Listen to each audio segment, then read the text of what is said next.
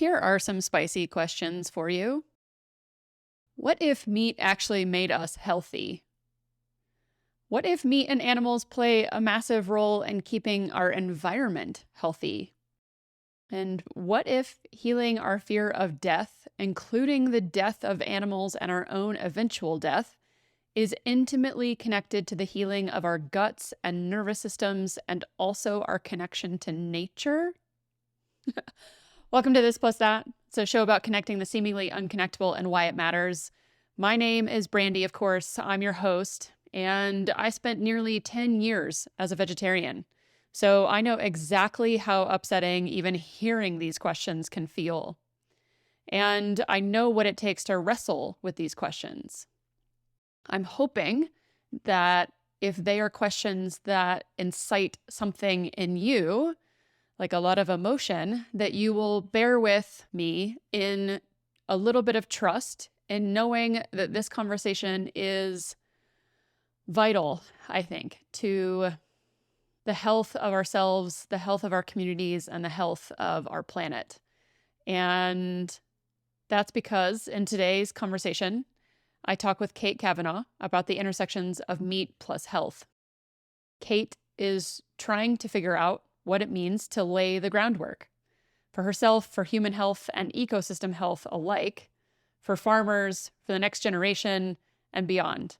After many years as a vegetarian, Kate's health began to decline precipitously. She turned to meat for answers and found an entire world of curiosity before her. She noticed that through holistic management, farmers were working to restore ecosystems and grasslands with the help of ruminants. This seemed intimately connected to her own health journey, like mine, and curious to help restore the Western grassland she called home through regeneratively raised meat, she opened a whole animal butcher shop, Western Daughters, with her now husband in 2013. As customers poured in seeking nutrient-dense foods to heal their bodies, Kate began to deepen her own journey toward health outside of the allopathic medical model and went back to school for nutrition therapy. Blending her knowledge of regenerative agriculture, nutrition, anthropology, health, and biology, Kate is now in the midst of yet another life change spurred on by meat. She moved to a farm where she grows almost all of her own food, lives with the rhythms of nature, and explores the question of what it means to lay the groundwork through her podcast, the Groundwork Podcast. When she's not exploring the intersections of human and ecosystem health, you can find her playing with goats in the sunshine. And in case you didn't hear, this is actually my second conversation with Kate. The last one, episode 24 of the podcast, I highly recommend listening to as well. That one we talk about work plus rest. It's a little bit more personal. It's our first conversation as new friends. So you're really getting to be a bit of a fly on the wall between us as we really get to know each other for the first time and talk about things that we're both really passionate about. And this one is more of a traditional episode where I'm interviewing Kate a lot more and asking about her experience of what it was like to go from being a vegetarian for most of her life to starting to eat meat again, to eventually opening her own butcher shop, to now running her own farm with lots of animals where she deals with the death of these animals and cultivating lives alongside them every day. And I think she has a ton of incredible, important things for us all to sit with. And they're all things that are deeply meaningful to me because, as you will hear, and as I've mentioned already in this conversation and in this introduction, this is a deeply personal story to me in terms of the connections between what I eat and the decline of my health and coming back to connection with death and nature. And in that journey, I think inching my way closer and closer to health and greater alignment with nature and all things, including myself. So I think you're going to enjoy this conversation. I apologize. I really wish that I had a video introduction to this if you're someone who watches on YouTube. I'm just doing an audio introduction to this one because, truth be told, my camera is out of battery. I totally messed that up and just didn't have the energy to do it this morning. I actually, interestingly enough, I've been listening to Kate's podcast and have been really inspired by the work of someone named Carrie, who is one of her most recent guests, who talks a lot about our connection to sunlight and the damage that EMFs and Wi-Fi and EMFs are magnetic frequencies, if you've never heard of those. And yeah, I've just been doing a lot of my own work of reconnecting to the sun and not being scared of sunlight like I've been for so long. And yeah, getting into nature more and getting away from and turning off Wi-Fi and internet more often. And yeah, this morning I went out on a really long walk. I spent longer than normal outside because I just felt so incredible. And quite honestly, I've been sitting on these podcasts waiting to do the introductions and outros to actually get them to my team to produce. And mostly I've been getting in my own way because I wanted to make them fancy and nice and all of these things. So instead, I decided I was just going to give you as quick of an intro as possible and not have to make it fancy, and know that the most important thing is that you hear this conversation because it's where the real juice is. So I think you're going to enjoy it. Please, please, please. As I said in the last episode, I'm such a believer in long form content. Know that though this conversation is especially long, that it is quite nutrient dense. And yes, Kate has a lot of things that are going to nourish your soul, nourish your body, and all sorts of other things. So please enjoy the second conversation with Kate Kavanaugh, the brilliant farmer, butcher, nutritionist, and lover of quantum physics like me and so many other things. She has made my book list just like exceptionally long since I've been talking to her. And I'm going to stop rambling because, again, you need to just hear this conversation with her. So enjoy it on the interconnections of meat plus health.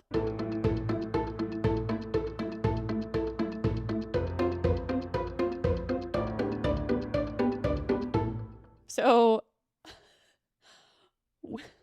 we've already been talking for the last few days, more than I've talked with most people, probably trading, I'm not sure how many voice memos back and forth on our phones. Many. So this will just be mostly a continuation of that, I'm sure.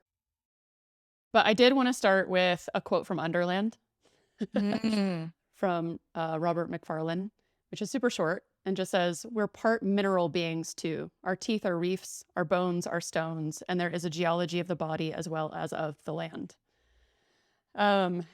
Which to me is just like one more way of saying, like, not only are we part of nature as humans, but also walking paradoxes. Yes. And an so, ecosystem unto ourselves. Yeah. And so sort of with that in mind, slash, like, add on to that or comment on that if you'd like. But most questions I always start with are something to the effect of, what in your past, like what paradoxes do you feel like in your past that you have held in yourself or that you feel like you're currently holding? I think I'm always holding the paradox of life and death and how much that they can coexist together and how much one is required for the other. And I think that this has been my experience as a vegetarian, as a child, as a butcher in my 20s, and now as a farmer, is this exploration of this cyclical relationship between life and death and how they can coexist and feed one another in such a beautiful way.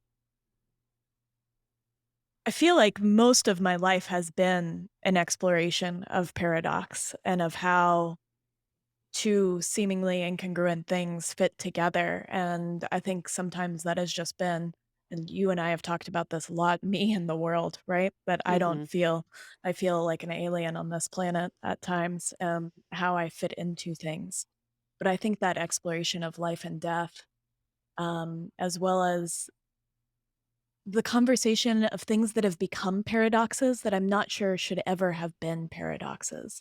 Like this Say more. idea of meat, not meat and health, right? That we view these as being difficult to put together when in fact I think that they've gone together the entire time. Yeah.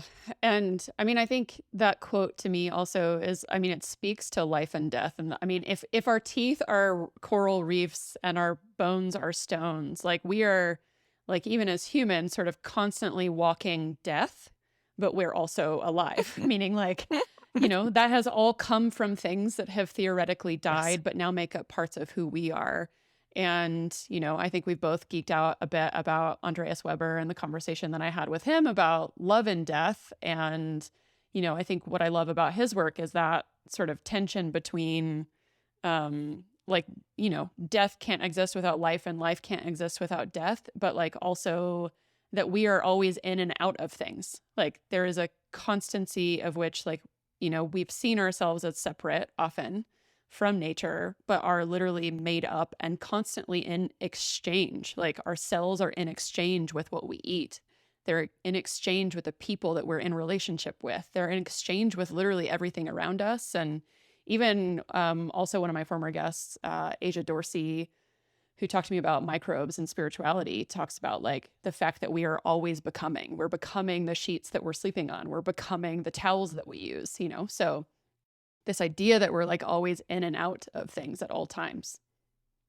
There's this beautiful idea of nutrient cycling when you get into Mm, farming and how you are creating this recursive loop of nutrients. And it starts in the soil, this elegant conversation that's happening between the root of a plant and the microbes and the fungi in the soil that is actually passing minerals from the community within the soil up into the plant.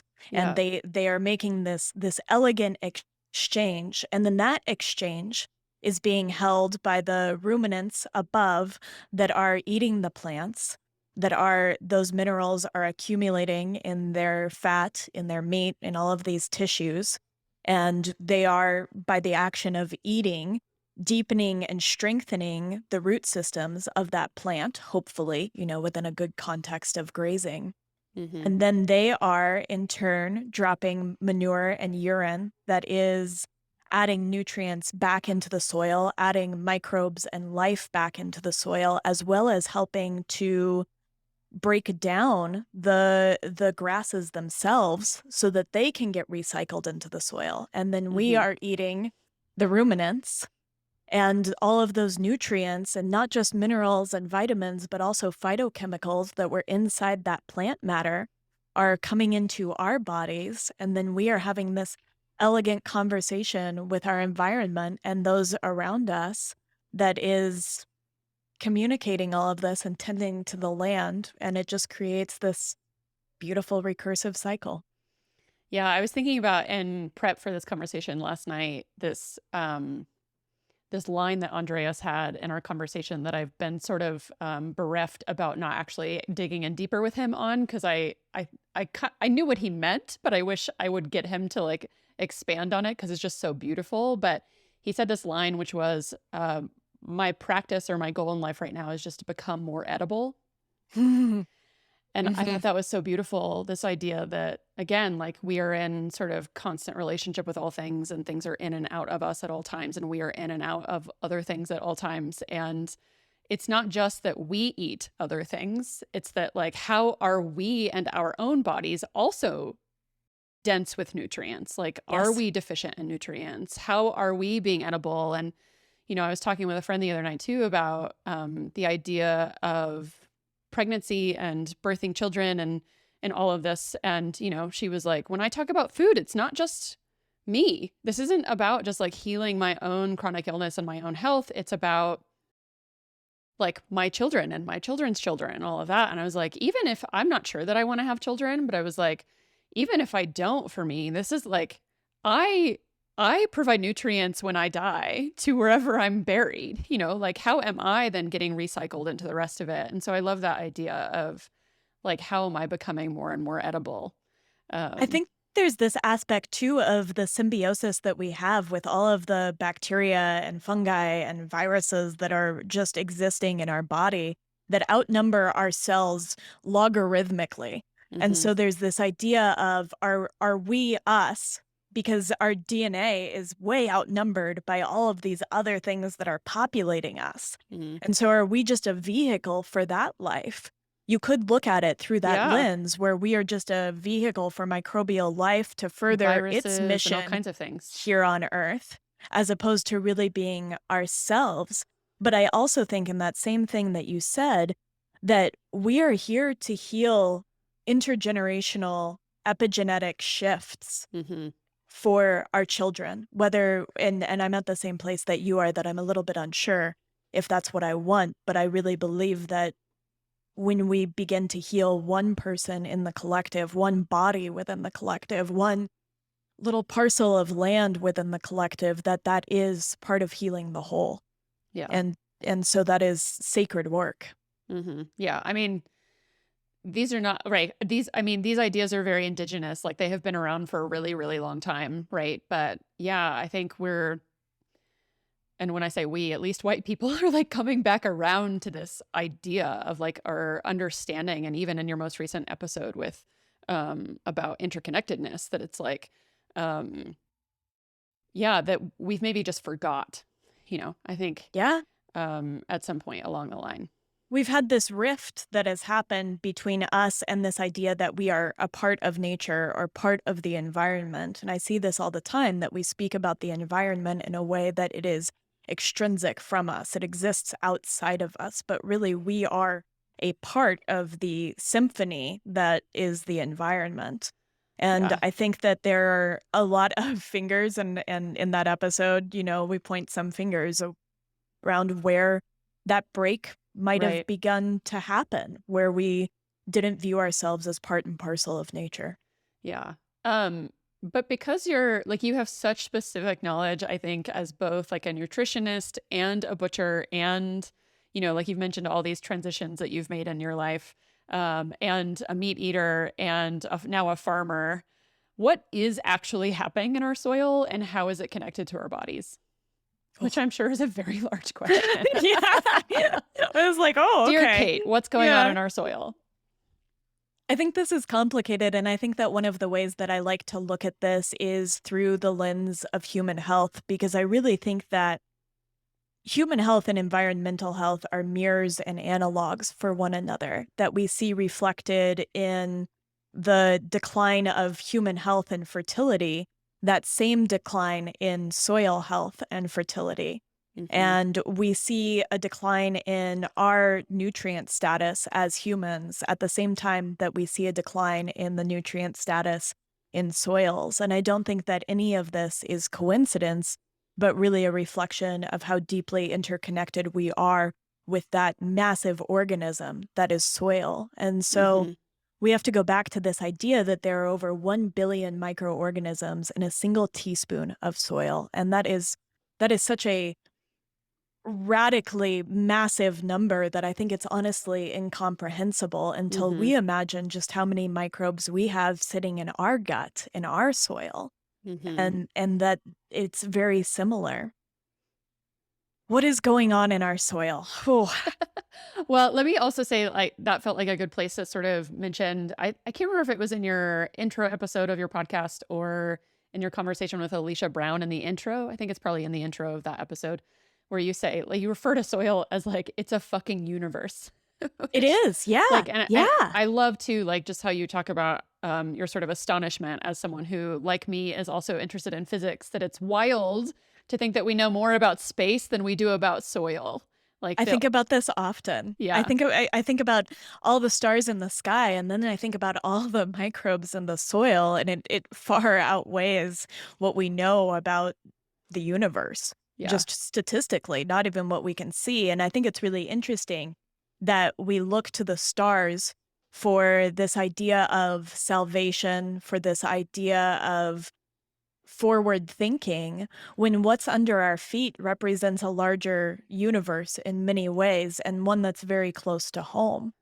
And yet we haven't paid much attention to this. And I think that there are these little moments in time where you see us connect back to the soil. And I think about, it's a beautiful story that during the Dust Bowl in the 1920s, when they were trying to legislate a little bit about how we utilized agriculture, how we grew crops, because how we were growing crops during that time was causing massive topsoil erosion to the point that it was kicking up these massive dust storms. We were losing Mm. all of our fertility, all of our ability to draw water down into the soil. And this farmer had gone to Washington and was speaking. And as he was speaking about his experience, I think it was in Oklahoma in the West, this massive dust bowl rolled through Washington.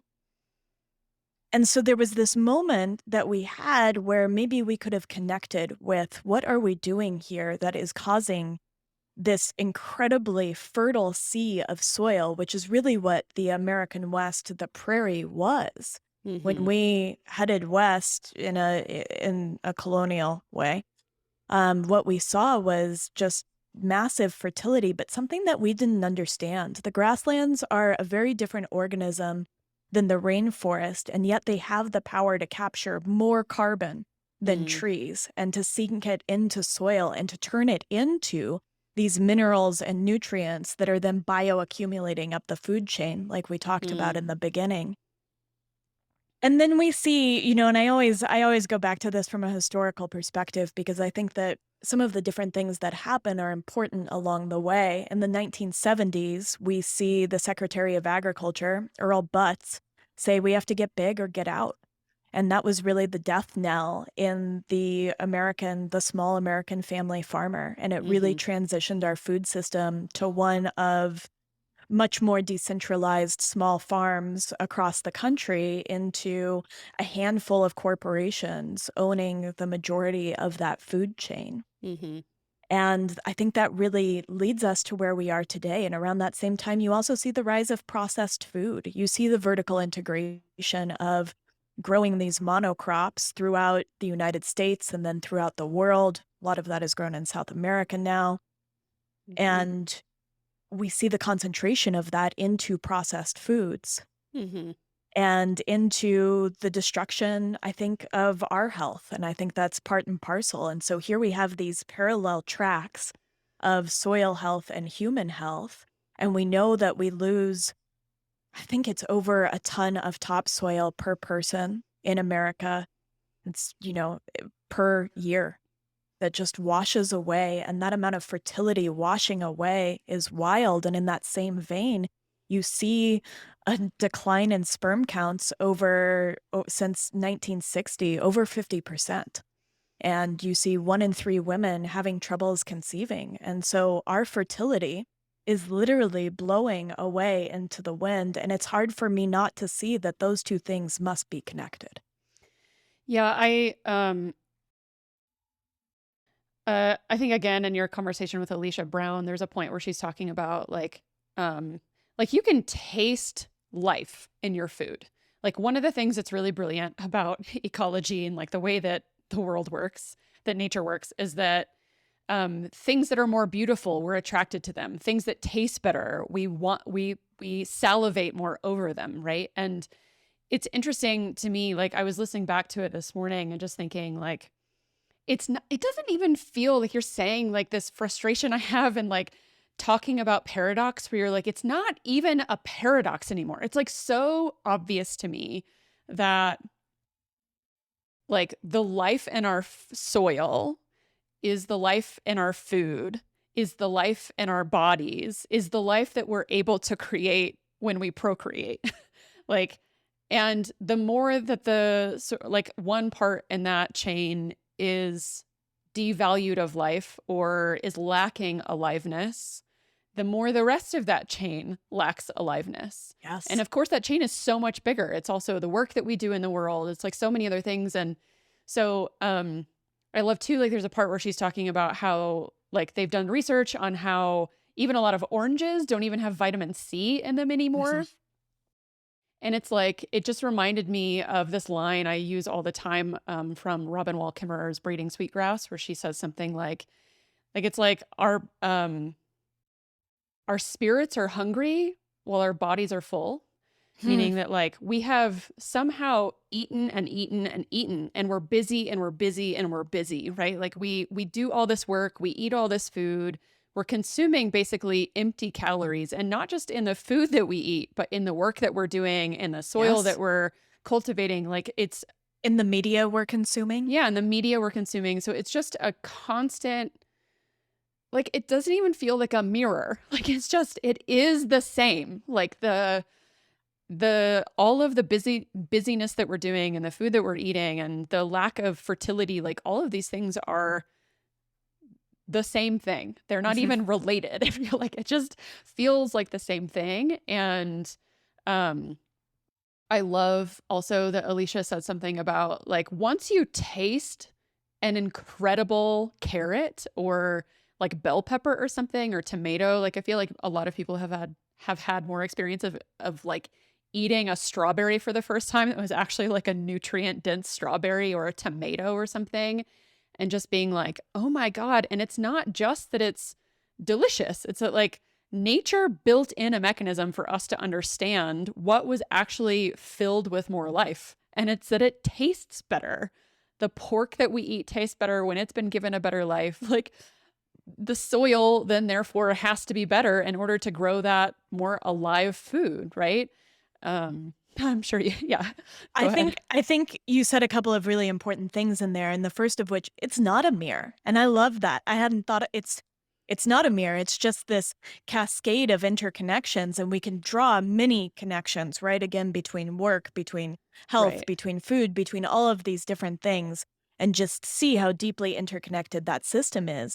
But when we're talking about nutrient density and I want to apply that in all of the different ways, both in a more literal fashion for soil and for the vegetables and the fruits that we're eating, but also nutrient density and what we're consuming on our Yeah. phones and on our Yeah. bookshelves and in our TVs.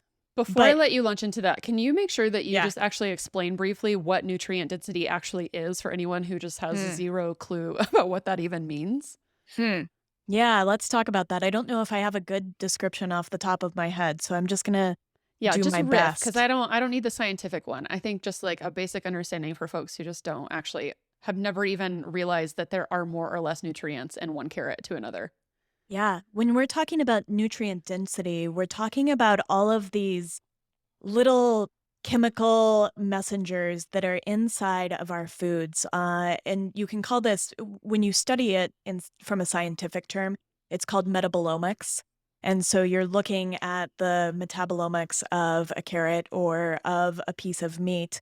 And you're looking at the concert, not just of macronutrients. And so that's going to be your protein and your fat and your carbohydrates, Hmm. and even not just your minerals. Minerals are going to be things like copper, zinc, manganese, Hmm. magnesium, go on about that, or your vitamins, which are going to look like A, D, E, and K. Hmm. But we're also talking about all the phytochemicals and all of the things we don't even understand that a food contains. And this is something that we're really on the verge of peeking into. And I think one of the most important things to remember as we have this conversation is there's a lot that we don't know about food. Hmm.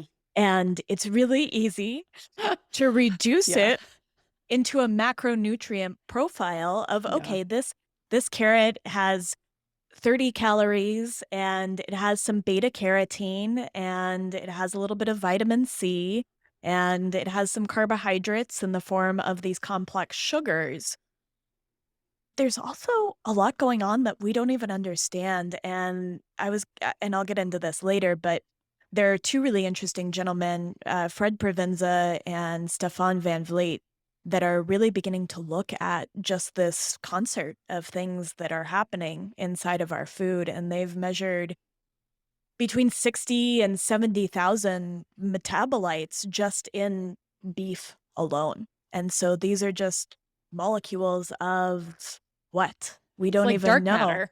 Yeah, exactly. It's Yeah. exactly like dark matter in food. And so as we go into nutrient density, which I think in a classical term is going to be a representation of the minerals, the vitamins, the macronutrients that are contained within that, I want to leave space for the magic that we don't understand that Right. is in food. But and also I think the important point of, like again, going back to taste, it's like we don't have to actually understand all of the scientific things. We actually have a built in mechanism that tells us basically what has more or less life in it because it tastes really incredible.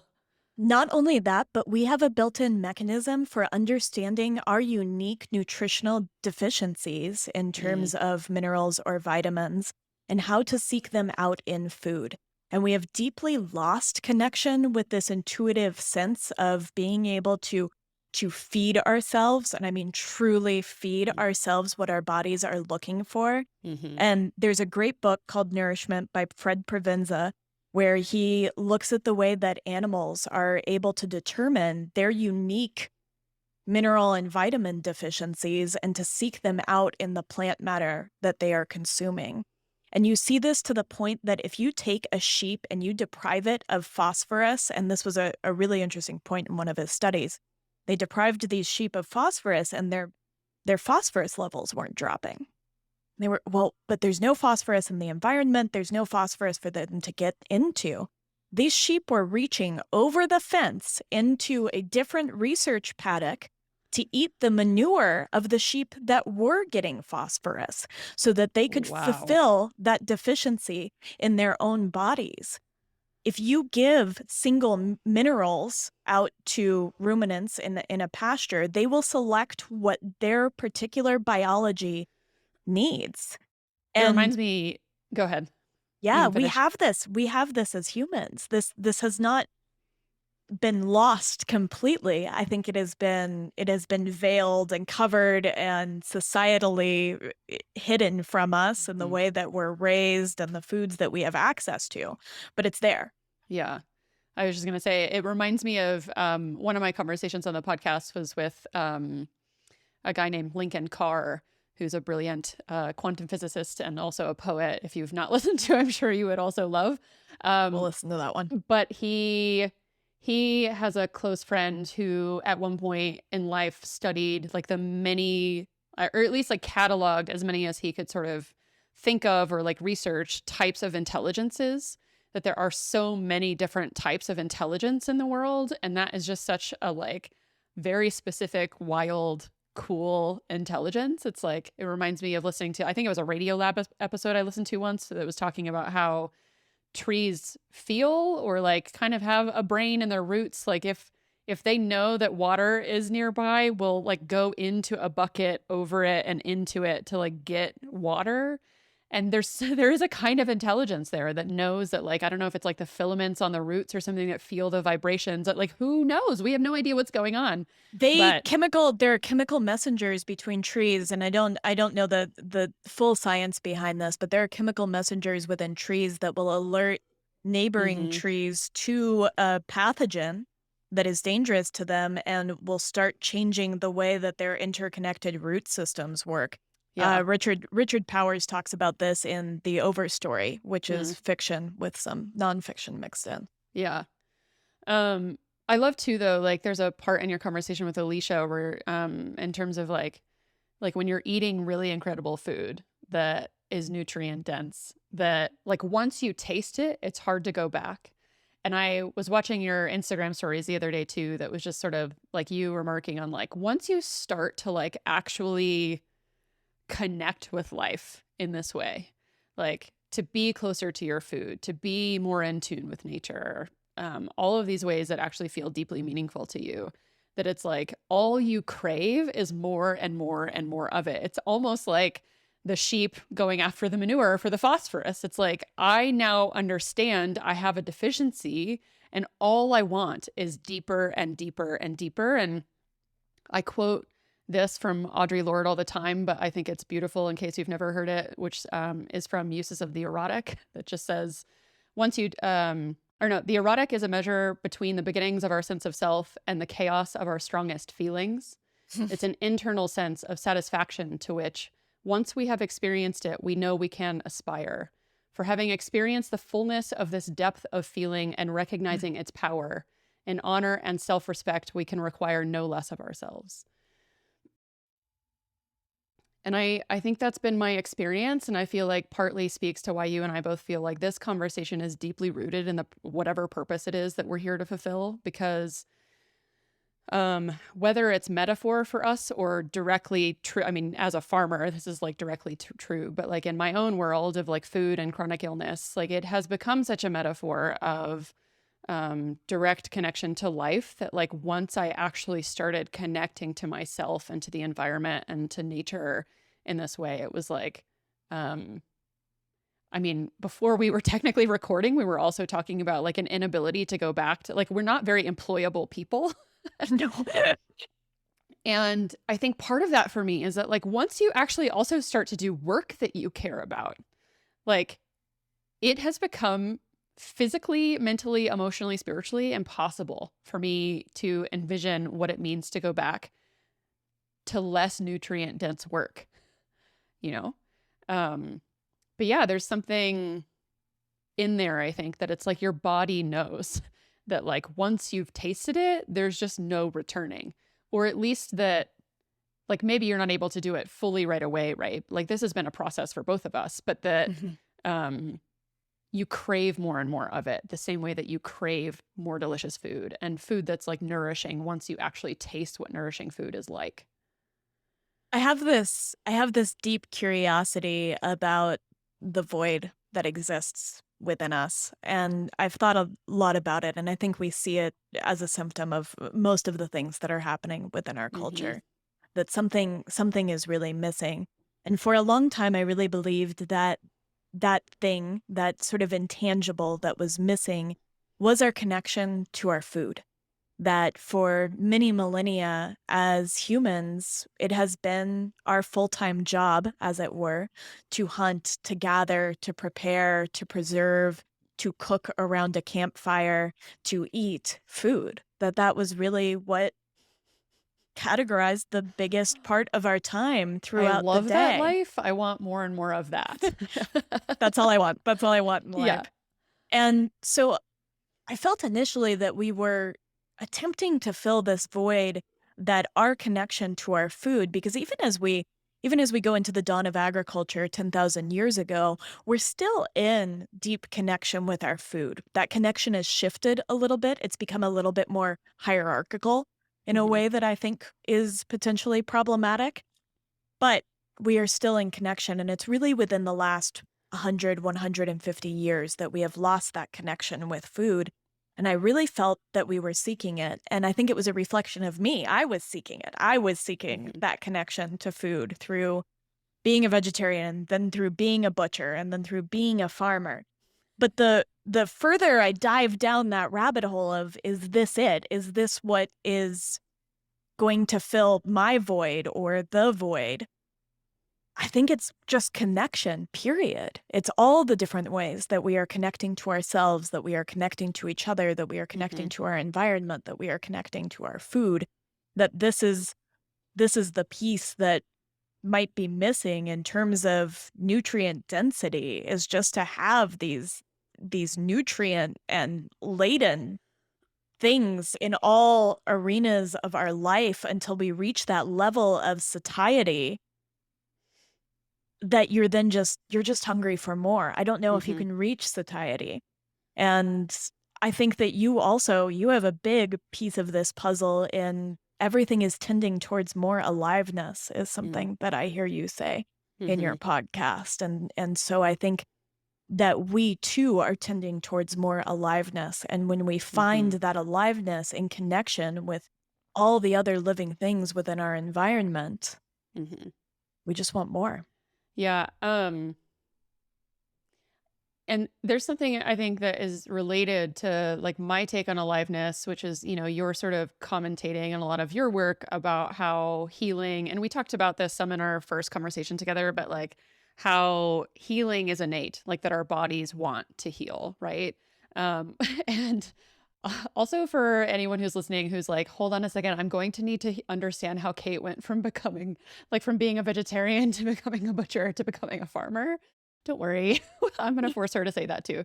Um, but I think it's related to this next question, which is like, how did you begin to actually heal that relationship for yourself? Not just like maybe partly sort of your first foray into what, like, digging into more um like being satiated, or like that sense of connection was for you, Mhm. but also just like between like you and your relationship to death, I suppose. Like, how did you begin to heal those things? What did that look like for you?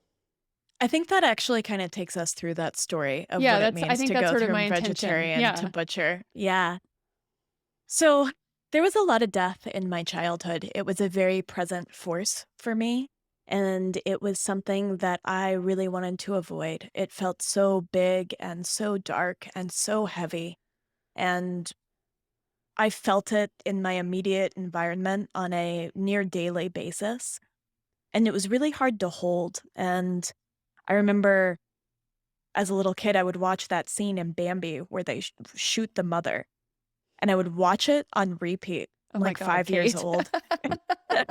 Would watch it on repeat until my It's mom would come dark. down and take the tape away. And so Wow. there was this instant both repulsion and curiosity about Hmm. death. And I think that many of us have that dichotomy of repulsion and curiosity. I think it's really Yeah. natural.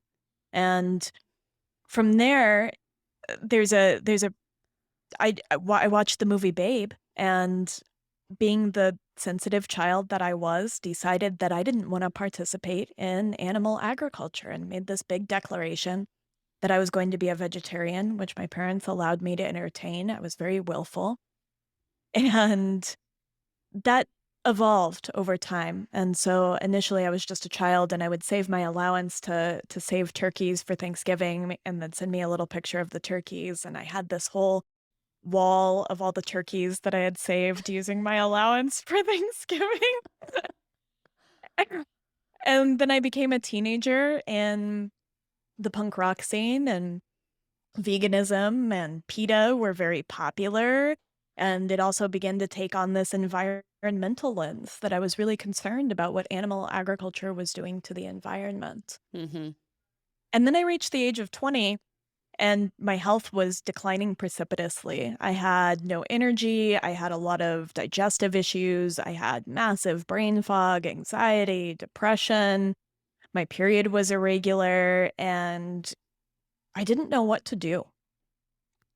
And at the time, I had begun dating my now husband, who was a meat eater. And I felt called to try eating meat and to figure out what that might mean. But because I never do anything halfway, I wanted to go all the way deep into this industry that I could better understand it. I wanted to connect with it. If I'm going to eat meat, then I am going to be in as close of connection with these animals that I Yeah. can muster living Yeah. in Phoenix, Arizona at the time. It's so funny. Wasn't your first bite of meat again a burger that your husband Yes. was eating? Yeah. Yes, it was. Yeah, it was an antelope burger, and Oh, wow. we ended up trading. I ended up eating the burger, he ate my salad, and then we drove back. It was we were 3 hours away from home, and we drove back that night, and the next morning, we woke up, and he was like, "What do you wanna do today?" It was a Sunday. I was like, "I wanna go back and I wanna eat another burger." And so Yeah.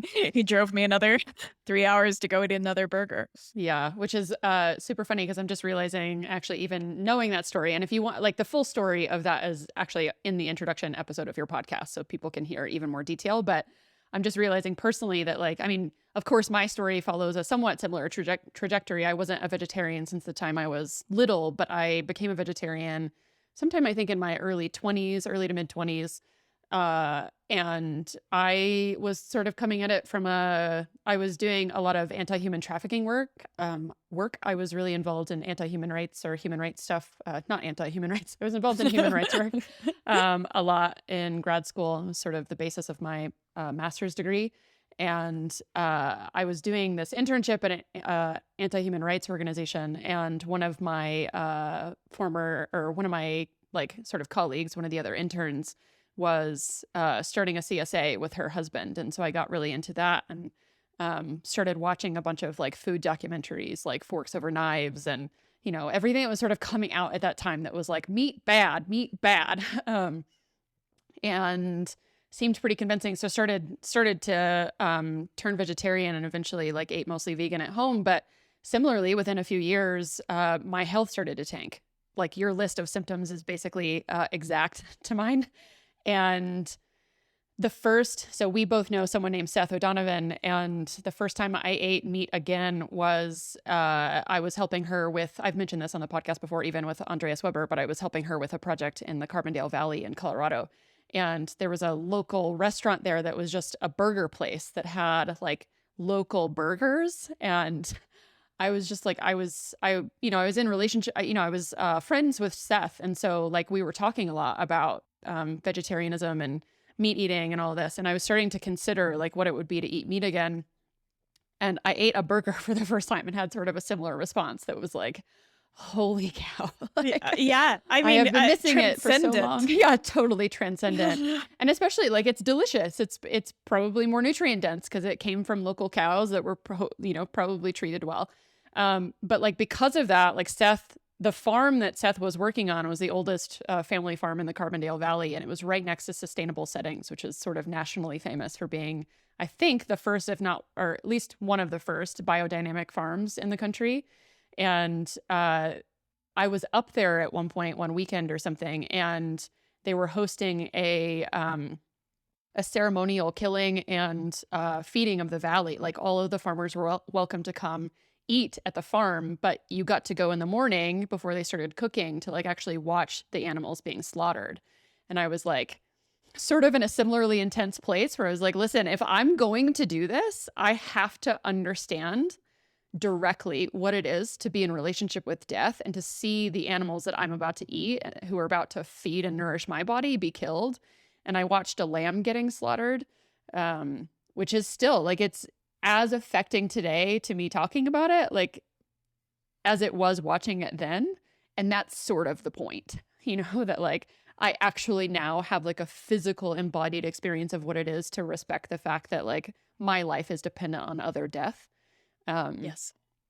But yeah, I hadn't really thought about like that. Sort of similarly was like I ate a burger and I was fully in. And then, I mean, I didn't immediately, but like I sort of like inched back in, but like a burger was my first sort of foray back into eating meat again. And then was like, if we're going to do this, like I got to know the full weight of what it means to actually be eating something else again in order for my life to be sustained. Which is weird because plants are alive too. But anyway, that's a whole other thing Yeah, in a that different way.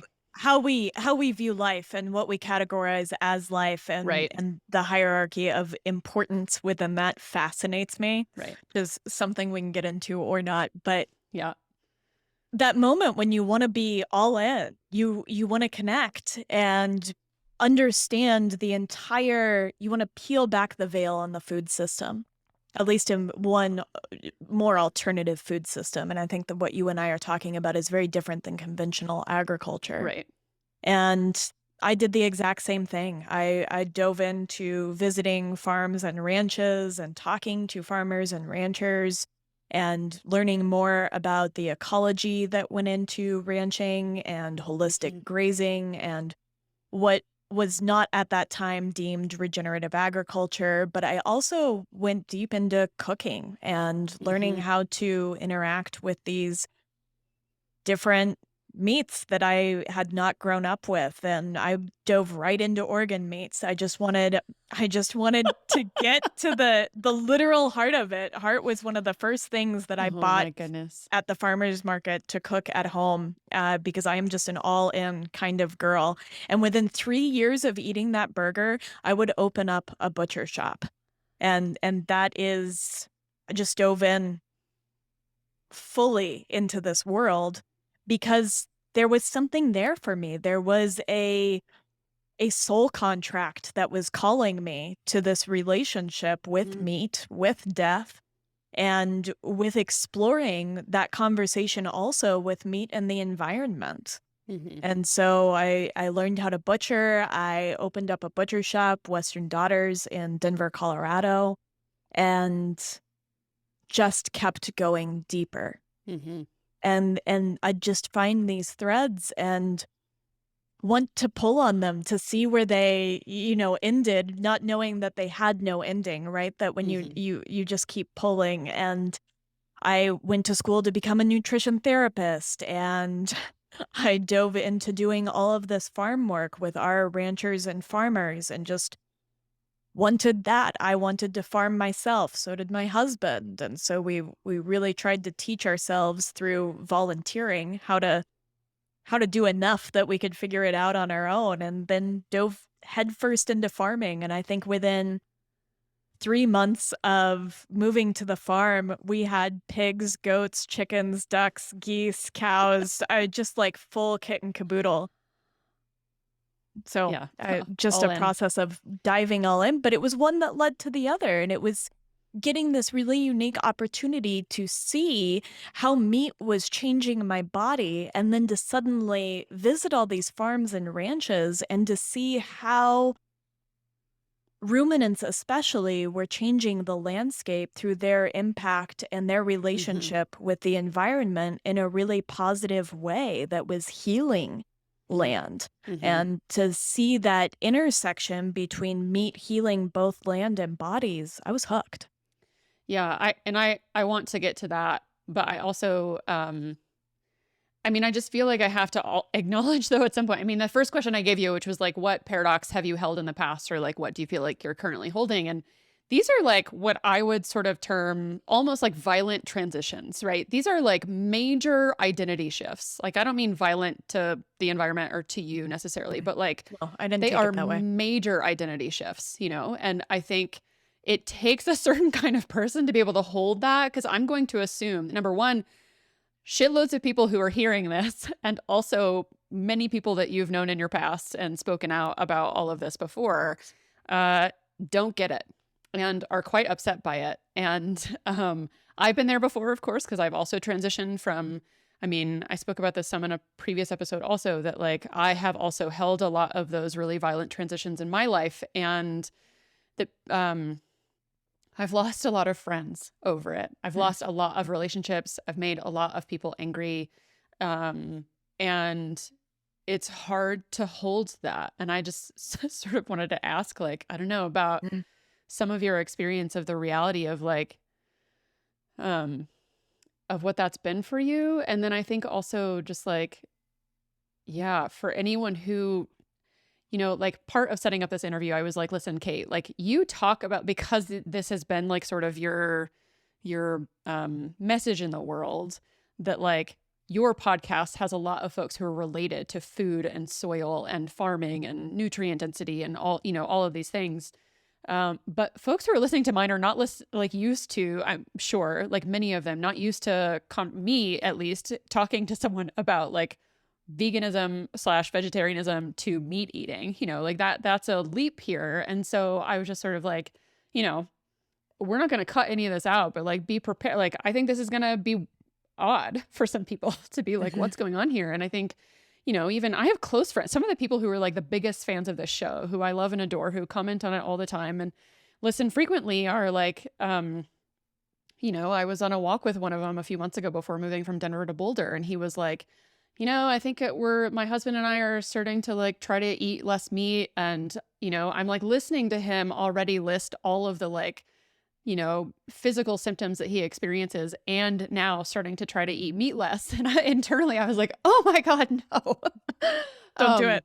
so all of that's to say that like, I have a feeling that like, if you can hang with us, first of all, like I have a feeling that, there are people listening who are like, hold the farm. Like, I don't quite understand. How is meat not terrible? Why on earth would you start doing that again if your health was already tanking? Isn't meat bad for the environment? Isn't it bad for our bodies? Isn't it bad, bad, bad? Like, Bad. Mhm. isn't meat just terrible? Like, I don't get it. Tell me more. So, I think both, yeah, just condense that again, just like some of your experience of what it's been like to be a person who's had to hold a lot of those tensions and how that's affected you. And I'm guessing also your husband. And then, yeah, just why meat? Yeah, I think those are really good questions. I think in terms of violent transitions, and I have had many, and I assume I will have many more Hmm. in a way. I think that I have a really strong value system, and I think that this is really important for anybody who is pivoting and adapting and evolving personally within this lifetime Hmm. that really help guide me, things that I know are important to me. And curiosity is one of them, that I always want to be led by my curiosity and Hmm. that I don't want to feel like there's any place that my curiosity and I can't go, that Yeah. we are exploring the world together. Freedom is another one, and by that I mean that I want freedom from a traditional work life. Hmm. I want freedom in terms of space to explore both my physical aspect in life as well as my personal outlay in life. Hmm. And I value health, and I really struggle with this word when it comes back to it because I think it's been adulterated, but I really Hmm. value nutrient density. Maybe that's what it Or is. aliveness. Like, yeah, Yeah, you're just like, what is aliveness. it that makes us more alive? Yeah, I really value that within that, and those have been guiding north stars for me as I've made these rather violent transitions, and I think some of them I've lost a lot of people along the way, and in retrospect, I mean, when you asked that, I wanna be really honest about what came up, and I was like, "Man, is this a byproduct of being an only child and a Capricorn and maybe a little bit selfish and very much tunnel vision that once I Also, decide I wanna only learn child something." and a Libra. So I'm Same, same. you're an Earth sign, right? Earth sign. I'm Yeah. an air sign, but nonetheless, only children. Yeah, and so, that played into it, and so I think some is just my emotional outlay that Hmm. I prioritize my curiosity perhaps times when I shouldn't, or that's I don't know, that's actually not how I feel. I'm Yeah, I don't glad know that I've that done that throughout you my believe in a life. shouldn't. I I'm, don't, I'm I gonna don't. guess I in was your like, value "No, system. you know what?" Um, but that really has been my guiding North Star, and this idea that we can change our minds. Hmm. And this is something that I think is really lacking in culture. We can change our minds. We can be on one track and hop on to a different track, Well, and and for we me, can go also, it's sort off of track at all. it's like going back to that like sort of revelation or like part of this conversation where it's like nothing is actually even a mirror. It's like not even a contradiction. It's like um I think the loss of friendship for me has often been like, well, you can't be this and that thing. Like it is truly the intention of Mhm. this podcast is to like hold to a container for me to learn to allow contradiction in myself, seeming contradiction in myself even.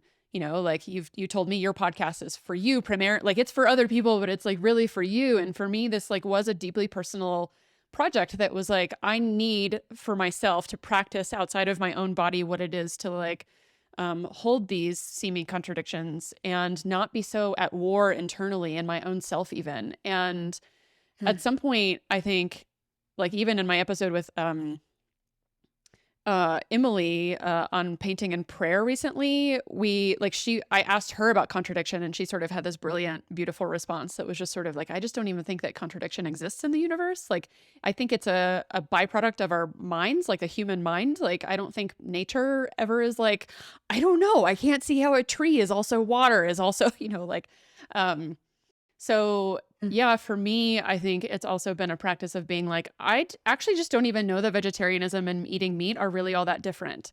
Like, and I think that's a useful, they are practically in many, many ways, obviously, but like at its core, like, I think one of the ways that I've been able to hold that tension with some folks is to like obviously be like, we can all agree that conventional agriculture uh does not contain a lot of aliveness. Let's put it that way. I'm not going to say good or bad. I'm going to say it doesn't contain a lot of aliveness, I like that. and that we are all on the same page about like wanting the environment to be tenable for us to live in and beyond tenable, like beyond sustainable. We want it to be thriving, right? We want us as people to be able to Flourishing. be healthy and flourishing. And to Andreas's Weber word again, fecund. Like Yeah.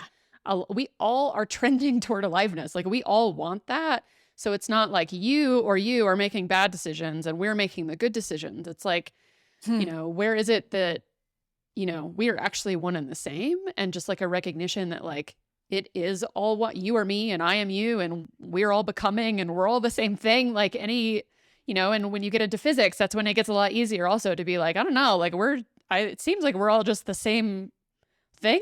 And I love also, is your last episode, what's his name? Sam? Bobby Gill. Bobby, totally off. Totally off. Um, like calling it a process, like that our brains are an emergent property of like an ongoing process of what's happening, right? So now I'm just Yes. rambling and getting kind of esoteric, but like we're just like actually not all that different, I guess, is the sort of basis of what I'm saying.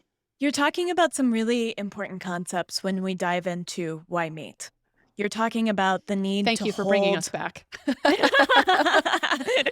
You're talking about the need to hold complexity, to hold nuance, Hmm. to get outside of a linear and binary system, and to embrace the idea that when we're talking about the processes of the environment, the ecosystem, and our role in it, we are talking about something that is deeply nonlinear and cannot be reduced to a single metric or quantification point. Hmm. And we have to start to begin to look at processes, to look at qualification over quantification, to get out of that reductionist, mechanistic, Cartesian model of thinking, and to really begin to look at the whole through this lens of holism.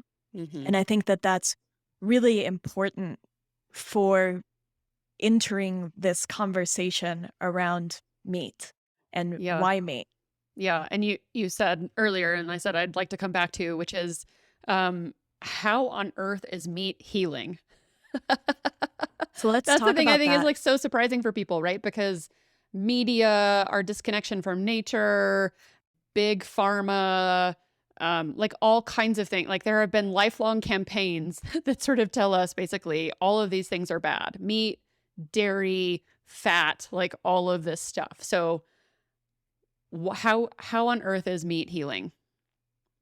So there are two ways I'd kind of like to look at this. And one is through the historical prevailing narrative that we see in media and how meat begins to get a bad rap, because that's really important. Yeah. And then there's this aspect of how meat interacts with the environment. Hmm. And the environment includes us, of course. Hmm. And so they're two different tracks, because one is very much a history of a thing that is man-made, and one is very much a history of evolution and how ecosystems behave. Hmm.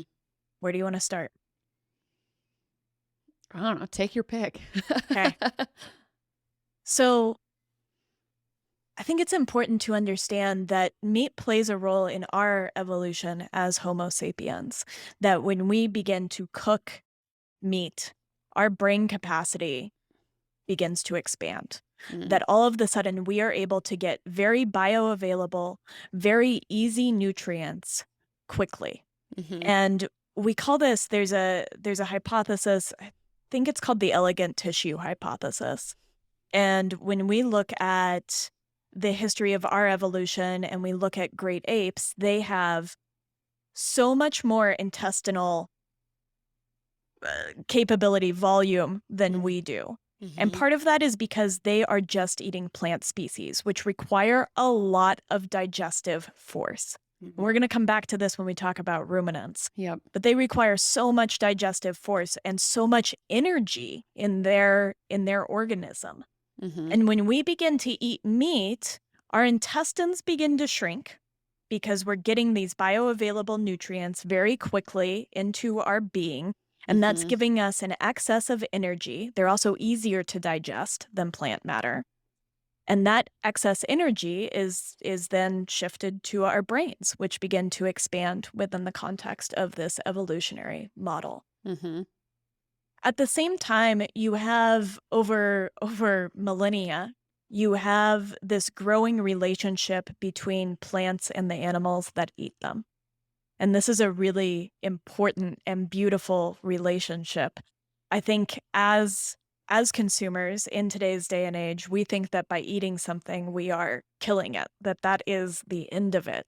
Hmm. But in this model, when we are eating things, we are strengthening and nourishing them. And so what you see, and I'm gonna pick on bison because it's just an easy space to begin. Hmm.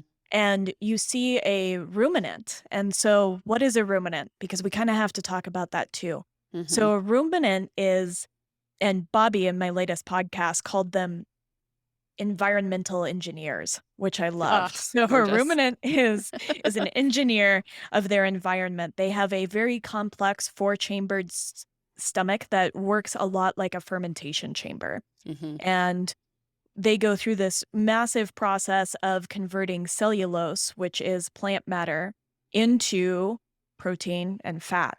Mhm. And they are what what Wes Jackson refers to as the best converters of biomass, except for, I would argue, fungi might be better Mm. converters of Mhm. biomass. It will eat And through a tree. yes. And so you have these ruminants, and we're picking bison as a ruminant, but also cattle are going to be ruminants, pronghorn, elk, deer, Mm. all of these different animals across the world, and you see them everywhere. And you also see a world that has a lot of grasslands that Mhm. is going to be this area of life that it really is just for supporting ruminants. It doesn't support much else. This Mhm. When we go to convert grasslands into cropland, it just doesn't really work. Either the soils are too rocky, nothing will grow there, but these grasses grow there, and then you have these ruminants that are really good at tending these grasses. Mhm. Throughout history, what you see is big bands of ruminants are forced together by predation.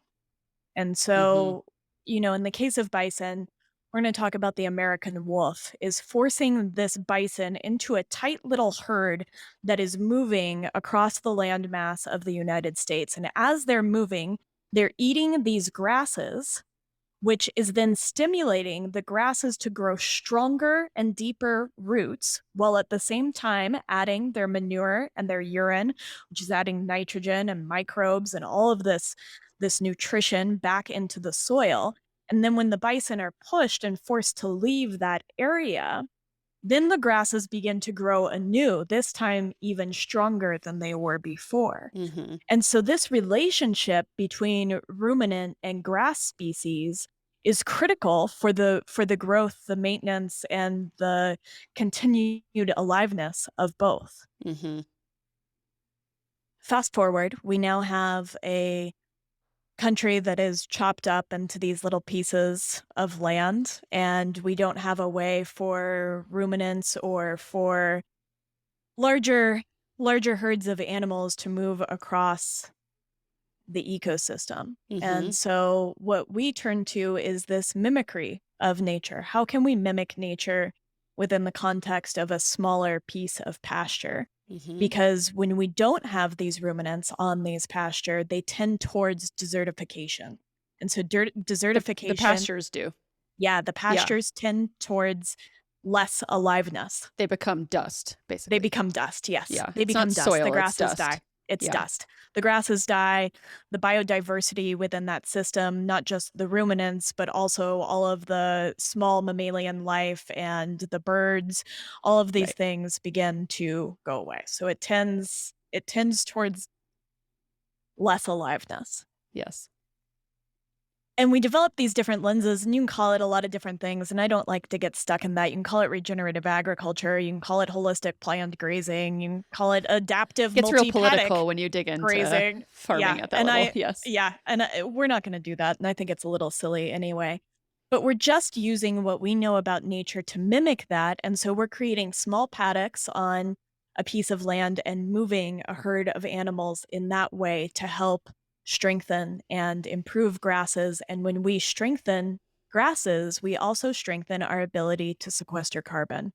Mm. And you'll remember that earlier during this, I talked about the prairie, which comprised 40% of the United States, being one of the biggest carbon sinks in the world, greater than the rainforest. And so grasslands have an incredible function on this earth, and they comprise a good deal. I think it's about 30+% of the land mass on earth is grasslands. And those grasslands need ruminants. And you see different kinds. You even see kangaroos maintenancing grasslands in Australia, and so this is everywhere. Which, by the And way, so I'm thinking about like, I think there's like a Planet Earth or some sort of, like show like that with David Attenborough and his British accent that's talking about grasslands. And, sort of earlier when we were like, we don't have to get into this, but the idea that we sort of value some life more than others, right? So like we can't kill a cow, but we can shred a grassland, or we yes, can, destroy a monocrop and not really care if there are mice or bugs or microbes or whatever, like tilling the soil, just like kills all of, like all of those things. What is a life? Is a life a microbe? Is it, a Right. little nematode in the soil? Is it a mouse? Is it an insect? And so we move into when we talk about Earl Butts and get big or get out, and when we move into this sort of corporate conventional model of agriculture, what we see is monocropping, mostly grains for mostly actually animal consumption Yeah. across wide swaths of land that are going to displace massive amounts of wildlife. You're going to see small mammalian life die in those combines and all of the mechanization of that. You're going to see a massive input of fossil fuels to run all of this machinery on this land, which you're then drilling those fossil fuels. And what is that displacing, right? I mean, we can track this. We can Hmm. track this all these down all these rabbit holes, which is something I actually really like to do. How do we account for all of Right. this when we consider it? Right. It's not just like, yeah, I think the conversation about meat and sustainability is frustrating to me when I watch, like, you can eat some beef liver and get all you need, or you can eat 3,000 things in order to get all the nutrients you need as a vegetarian, which come with like shitloads of plastic and also like lots of monocrops and also heavily processed things. Like the amount of energy consumed in making them, the amount of energy consumed in shipping them, the amount of energy consumed in like Yes, packaging them. Like, so it's such an unnuanced way to talk about meat. it is. And But I I think guess you like see that in you can get protein in broccoli. And I think it takes something like, and I don't know the exact number, but 2+ pounds of broccoli to get right, the like same amount of protein that's in 2 ounces of meat. And so right. that's over 32 ounces of broccoli to achieve the same ends. And Yeah. so we have to come back to this idea of nutrient density when we're talking about what it means to feed. And I think also we have to come back to this idea of biodiversity, that we Hmm. want these ecosystems that are trending towards life, Right. not towards less life. Well, and two, I mean, even I was going to say your comment earlier where you're like, well, we were just really intense. I'm just an intense person because I just like, we created a farm and then we just went all in because we got all the animals. And I was like, well, but if you didn't get all the animals, only one animal would be there, which means you'd basically be monocropping your animal selection, which means that your farm actually wouldn't have. I'm like, does it have a dog? Does it have a cat? Like those serve purposes on a farm, like Yes, they they have like do. real purpose. An owl has a purpose, a mouse has a like those all have real purpose. And so, yeah, it's not just that you're like, well, we've got to go all in because I just love like the whole thing and kit and caboodle. Like it's also that like that actually serves a larger purpose to be like, we got chickens, we got goats, we got cows, we got pigs, like we got all those things because they serve a role on a farm. And there's some symbiosis between all of those creatures within the Right. context of our farm. I want to quickly, and I can do it rather quickly, track about how meat gets a bad name for our health. Yeah, I also want in part of that answer, I would love to hear like, okay, yes, ruminants, but doesn't conventional agriculture have ruminants? So what's the difference? Yeah, awesome. Let's talk about that first. So, what I'm talking about are animals that are grazing grass for their entire lifespan. Yeah. Within conventional agriculture, and we're really just talking about ruminants right now, we could get into other animals like pigs and chickens, which are monogastric animals. They have a single stomach, similar to what we have, which Mm-hmm. makes them omnivorous. Yep. They, in their wild sense, their wild progenitors would eat meat and all of these different things. And if you've Mm-hmm. ever raised chickens, you know that if they get a hold of a mouse, the whole coop is going crazy and fighting over it. And so, uh, just another misconception. But in the conventional system, what's going to happen is that still most of the cattle in the United States are on grass. Most of them are grazing mothers that are providing steers and heifers that are going to go into the concentrated animal feeding operation, which we are going to call a CAFO. And these animals will spend the majority of their life on grass, and they're generally slaughtered much younger than Mm-hmm. what you see in what I'm just going to blanket term regenerative agriculture, Sure. where you see cattle being processed between 24 and 30 months. In this conventional model, you're going to see cattle processed between 14 and 18 months, and they are going to spend the last anywhere from 60 to about 300 days in a small feedlot where they are going to be eating predominantly corn and soy feed, which is a big part of what those monocrops are going into. I think Mm-hmm. 80% of the grain grown in this country goes back into feeding animal livestock. Mm-hmm. And so this changes a lot about them. This changes their nutrient outlay. And some of that work that Fred Provenza and Stefan Van Vliet are doing are showing that 100% grass-fed, regeneratively raised beef has 5 to 20 times the amount of metabolites and phytochemicals that this other beef does because it's really taken it out of So the its beef is more environment. alive. The beef is more alive. Yeah. Yes, exactly. I'm guessing they're also making the soil more alive. Yes, they Yeah. are. And we've talked some about at the beginning, we talked about that nutrient cycling that they're Right. really participating in and necessary for. And we see this especially in brittle landscapes like the West, Mm-hmm. where when you have dry grass that doesn't have any moisture put on it, it cannot then die and go back into the earth and get cycled through. But if you add urine and manure, that process and hooves that are smashing that down, Mm-hmm. that process becomes possible. So this is the most important thing in our most vulnerable landscapes. And I think that that's a Mm. really important lens to see that through. And so this kind of agriculture, this regenerative model, is going to be very different than conventional agriculture. Now, what I'll say is that in conventional agriculture, you still find a decent amount of nutrient density. You still have something that has a lot of bioavailable vitamins and minerals. And I always like to hold that in this space. Yeah, I mean, I think it'd be a whole other series of podcasts to talk about the accessibility of meat or food like Yeah. this, right? It's a whole Yeah. other thing. Yeah. Um, yes, Yeah. it costs more money, it takes more time, it costs other, like yeah, it's There's a lot to so go much. into, but clearly it's a partially privilege. It's all kinds of things that like allow certain folks to eat that, but like I do think that I mean I think it's Diana Rogers at Sustainable Dish like talks about, like even eating conventional meat actually has a lot more nutrients than a lot of It times does. just eating a primarily or only vegetarian diet. It does. And I think that's important to note. I do want to add one more little player in here, and that is glyphosate and Roundup, because I Mm, think that this is a really let's important go. key to our soil.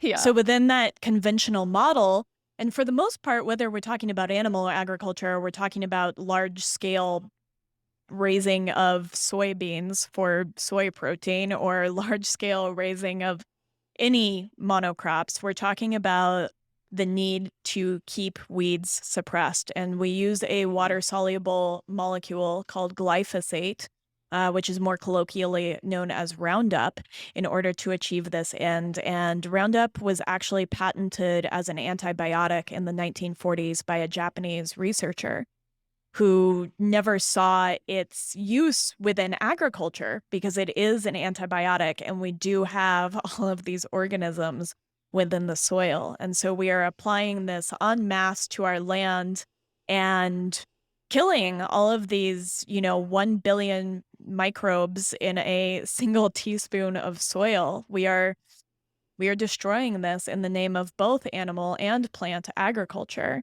Mhm. And we are then eating these foods, and this is having an antibiotic like effect on our gut microbiome. It's actually unwinding the tight junctions in our gut and Mhm. opening them up and causing this rash of leaky gut that we see Mhm. everywhere and is probably contributing to the rise in autoimmunity, the Mhm. rise in infertility.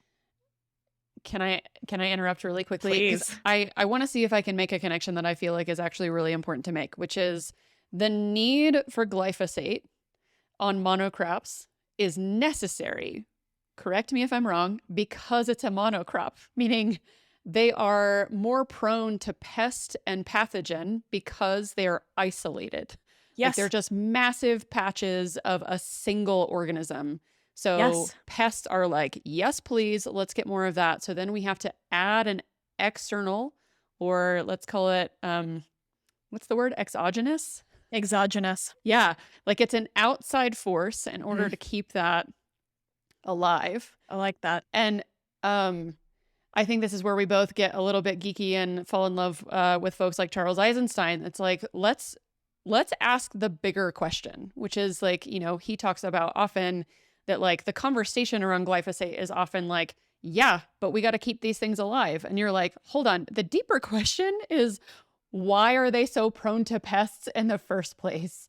And it's not even a mirror. It is a direct correlation, really, between like we can even apply that to culture, right? That we are living in an incredibly isolated culture. So we are individually more susceptible to pests and disease and all these things, right? If we're separated from each other. Like diversity is not just a pretty word we place on things because we think it maybe like is better in some sort of like heartfelt, like wishy-washy way. It's like literally diversity is necessary in nature. Like we're talking about with your farm, like you need more than one of those animals on the farm because if you don't, like not only will you not get all of the nutrients you need, but also they will be more susceptible to like a wolf killing them or a fox or something, right? Like diversity is quite literally necessary to our operation. And the only reason that we have to keep ingesting things like supplements, like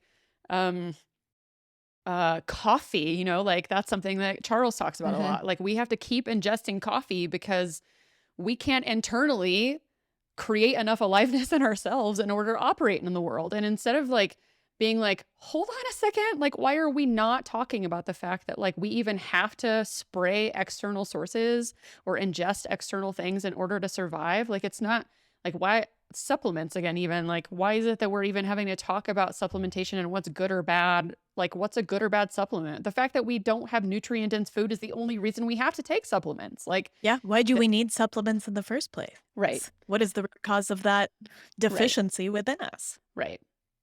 I think that these are really vital conversations to have because I think that this does speak to one of nature's biggest rules in my mind is that nature loves biodiversity. Mm-hmm. And when we talk about where life thrives the most, it's actually on edges.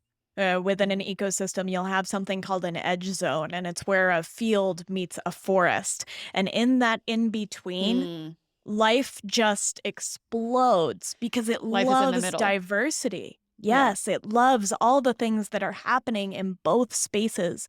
And so when we take a monocrop and we empty that area of life because wildlife is going to leave it and all of the soil microbes are gone and all of these different things, then we have isolated it. And what came to mind when you said that was cancer, right? Mm. Cancer is an inability of a cell to talk to the cells around it in order to make a good choice for itself, right? And that choice is death. It's just like, it's It's not even a metaphor for culture. It just is what's no, happening in culture. Like we can't even talk to each other and we are actually dying because of yes, it. Yeah. yes. Like we have cultural cancer. When things become isolated and unable to communicate to the organism as a whole, it begins to metastasize and Mm-hmm. proliferate these broken cells that aren't communicating. And Mm-hmm. again, it's not even metaphor at this point. Mm-hmm. And so this is what is happening within that model when we add glyphosate, which I think is really just propping up this sort of false way of growing food. It's artificially suppressing life, and it's also I mean, it's just extending us into death, but I Well, it's wanna go even, yeah, it's back. like seeing pests even as bad, right? Like Yeah, seeing a weed. pests pests and weeds and viruses and all like these all serve an ecological purpose in the world, right? Yes. And so it's again this idea that like again like the metaphor of like cultural to our food direct connection that like we are seeing other people as bad, so we have to stay away from them and we have to keep them out of us at all costs, and that's like directly kill it's like killing life to make us feel like or seem like we're more alive, but it's actually not full life. Like it's ripping out that entire thing that I started with, which was that like that Andreas Weber, like that we are constantly in and out of each other. Like that is eroticism. Like that's literally life. Like you're saying, like life happens in the middle of those boundaries. And when we isolate from each other, like in your latest podcast, even that like he was talking about, Bill was talking about Bill. I'm going to keep getting Bobby. this wrong. Oh my God. I I was love like, I it. know it's a B. I know it's a B. I'm blaming it on brain fog. I'm sorry. Um, like when you isolate things, they die. Like this is how it works. And it's what like you and I have talked about this before, and we get so passionate about like this has become a life purpose for me. Like this is it's no longer it is the metaphor by which I talk about the way that we're dying in the world. And so this isn't just like part of why I love speaking with you on the podcast and outside of the podcast is because it's not like I don't know, we're not just like geeky about it. It's like this is so inherent to the basis of my daily existence that like um I just so badly want people to hear it. This has become my purpose, and I really uh, and this has become everything to me. This is what I built my podcast around. This is what I've built my life around. And this conversation is the conversation I want to keep having, want to keep exploring. Mm-hmm. And it just feels somehow there's a rightness to it for me that sort of has a pulse in Mm-hmm. me. And I think I want to honor what you said, because I think that as we trend out of diversity, within our groups, and as we isolate ourselves, we are missing such a magical point of connection with others. Mm-hmm. And so much is found in that in-between space where we're able to come together and recognize humanity on all these different levels. I never like to put it within a linear binary, but within all these different spaces. And Yeah, so it's like the sort of difficulty I have with the name of this body. I'm like, I keep being like, it's why, like, it's called this plus that for a reason. It's like at the edge of that boundary. And it feels hard because often it feels like I'm putting things into a dichotomy. But like the important thing between any episode title is always the plus. Like, it's like, what is the interconnection between those things, right? I feel like I keep, though, interrupting a story that you were still continuing to tell. I just want to quickly talk about how meat gets a bad rap Yeah. in the media, because I think that this is really important to sort of understand the genesis of. Because what we're going to see is up until the 1960s, 1970s, we eat meat. That is a really big part of our diet Mm-hmm. across all cultures. There is no culture that is uniquely solely vegetarian. Meat, fish, seafood plays a role in all diets that we see from an evolutionary lens. And something really curious happens in the 1970s, and a couple of things happened at once. Sorry, can I stop you there? Is that true? That's even like Indian food and folks that we think of as like mostly vegetarian cultures now? I believe that is true. Yes. Yeah. All right. Yeah. Now is different, right? And I'm Sure. saying now is different than historically. Yeah. Okay. All right. Continue on. Okay. I mean, I could be wrong, but and yeah, I just don't want to let that go. I wanted to at least ask. It was like yeah, we slightly can plumb surprising those to me. depths. We can plumb those depths, but No, it's good. within I don't think that part is the important part of the okay, conversation. I yeah, just want to make sure to ask. yeah. Um, so what we see in the 1970s, 60s is that it really begins when Eisenhower has his first heart attack. And what many of us may not be familiar with is that up in 100 years ago, heart attacks were very, very rare. Now Mm, cardiovascular disease is a leading cause of death, but up until 60s, it really didn't happen. And around that same time, there's a gentleman named Ansel Keys. He's a researcher, conducts something called the 7 countries study, but it wasn't actually 7 countries. It was more like 22 countries. And he sort of cherry picked his data to show that saturated fat positively correlated with heart disease. Now, one of the first things that we have to say here is that correlation does not equal causation. hmm That there, and especially in nutrition studies, especially in epidemiological studies, it's really hard to actually understand the concert of what people eat. And we are hmm still struggling to this day to better understand that. And all of a sudden, saturated fat, which is what we find in things like egg yolks and beef tallow and all of these different things, is bad, and we want to remove it from all of our food. Meat is bad. All of a sudden, Americans trend towards Fat is chicken. bad. Fat is Yep. bad. Yeah. Americans trend towards chicken instead of beef. They trend towards taking the fat out of things, towards skim milk, What's towards that like? yogurt. It was probably the 80s, the like chicken, the other white meat, like heavy Yes. campaigns for chicken. Yes. But Yeah. we also, fat is a really big part of what makes things taste really delicious. And we Mm. talked about earlier in this podcast that our taste is actually usually guiding us towards density. Yeah. So we have to replace the fat with something that provides our taste buds something palatable, and we decide to replace it with sugar by and Well, large. yeah, I was also going to say just real quickly that like you were talking about the sort of evolution of like primate brains and our brains at some point, like where they start to, like our brains start to expand significantly when we start to eat meat. I was also thinking that has to be related to fat as well. No, like the fat inside of meat, I'm guessing, because like fat is so necessary for our brains. I view them as one and the same. Yeah. So when I say meat, I'm talking about the intersection of protein and fat Yes. and Love it. where they exist together. Got it. And so we begin to put all of this sugar in things. And I think that this is really important. Move away from saturated fat. We move away from anything resembling an ancestral diet. Hmm. And between the 1970s and now, we see infertility, autoimmune disease, diabetes, obesity, Hmm. all cause mortality skyrocket. Again, that's correlation, not causation. Maybe taking away fat is part of it. Maybe putting sugar in the place of fat is part of this.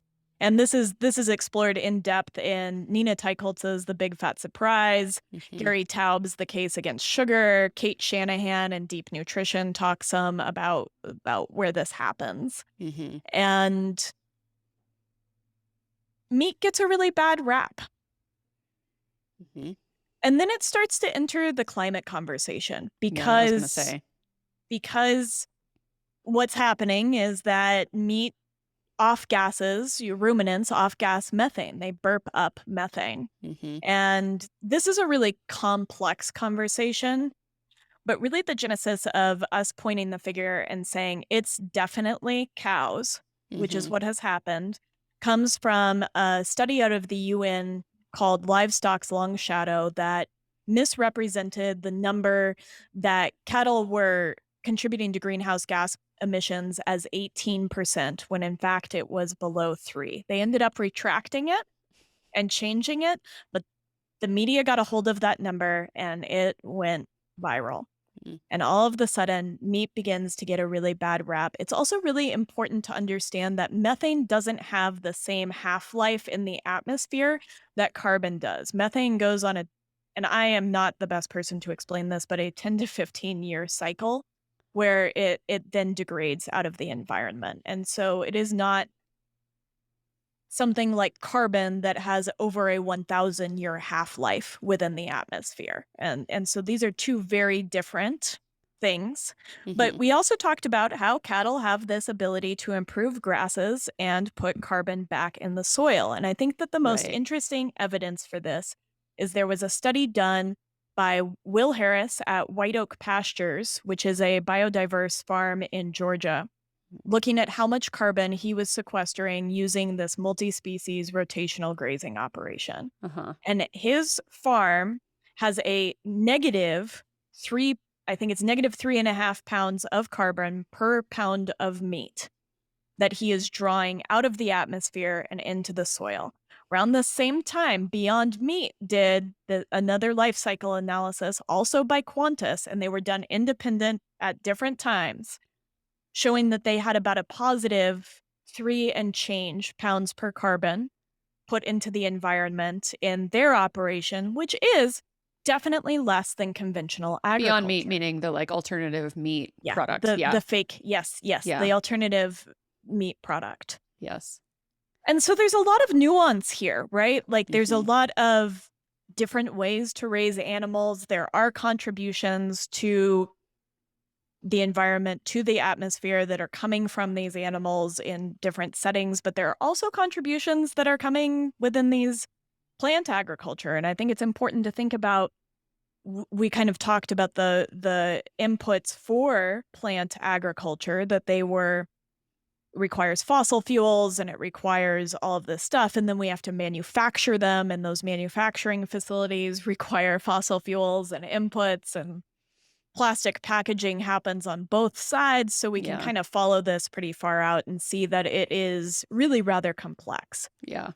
However, the emissions from ruminants like cattle are not anywhere near representative of what the emissions are like from, say, the airline industry and Mhm. transportation industry. Mhm. And I think it's really important to remember that at this time, the amount of ruminants that are in the United States is similar to or less than the amount of ruminants that were originally grazing the plains. And so here we see that ruminants have this evolutionary role in being a part of our environment and a part Mhm. of our climate in a really complex way. And I think that they've been maligned, and it hasn't been well A considered. little. A little. And it hasn't been well considered, and I think it's our job to begin to think about, well, let's look at all the pieces that play into how our food moves from farm, and I'm putting this in big quotes, to table. And it's not just the farming, but it's also the manufacturing and the Mhm. processing. If we're talking about Transportation. cell-based Yeah. meat, it's talking about the big stainless steel vats and how the steel is mined. I think steel is an alloy of things that are mined, right? Mhm. And what impact that is having on the environment and the amount of Right. plastics that go into it. And so I think that there is this bigger accounting of the energy Mhm. that it takes to create any food stuff. Well, it's the same sort of, I think, thinking that again sort of is making us culturally sick, which is the like, um, but if it's simple, Kate, it means that if I get rid of it in my world, then I'm safe. And also going back to the beginning, like Safe. I don't have to worry about death. And also I'm not a bad person. Like if I just take this one thing out, it means that I've done everything right. And, it sort of leads to, again, like a conversation I had with Clementine Moore again about like trauma and cancel culture. It's like if I just cut certain people out of my life, it means that I'm a good one. And I'm also safe from being annihilated socially, basically. And yeah, it's that same sort of like, well, if I can just cut meat out. And it's like, but it's not just meat.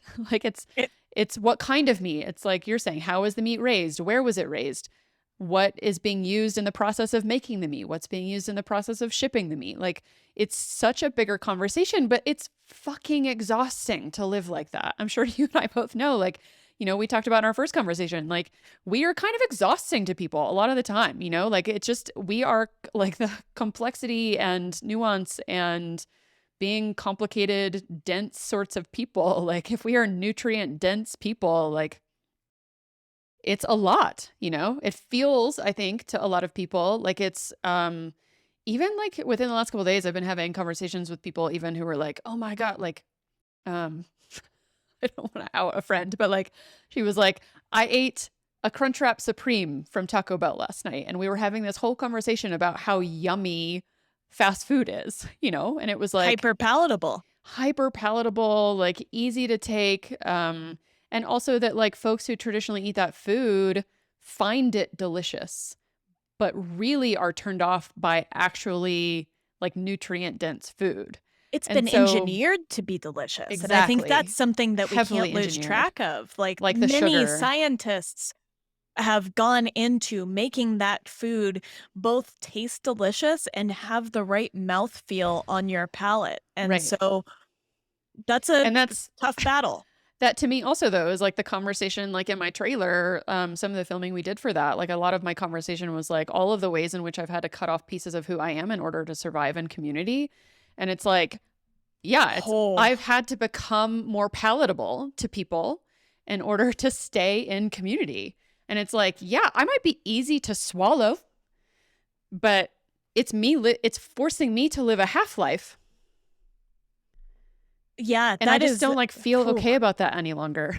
That is a really powerful statement that you have had to cut off parts of yourself to be more palatable to other people, to stay in community, to stay in connection.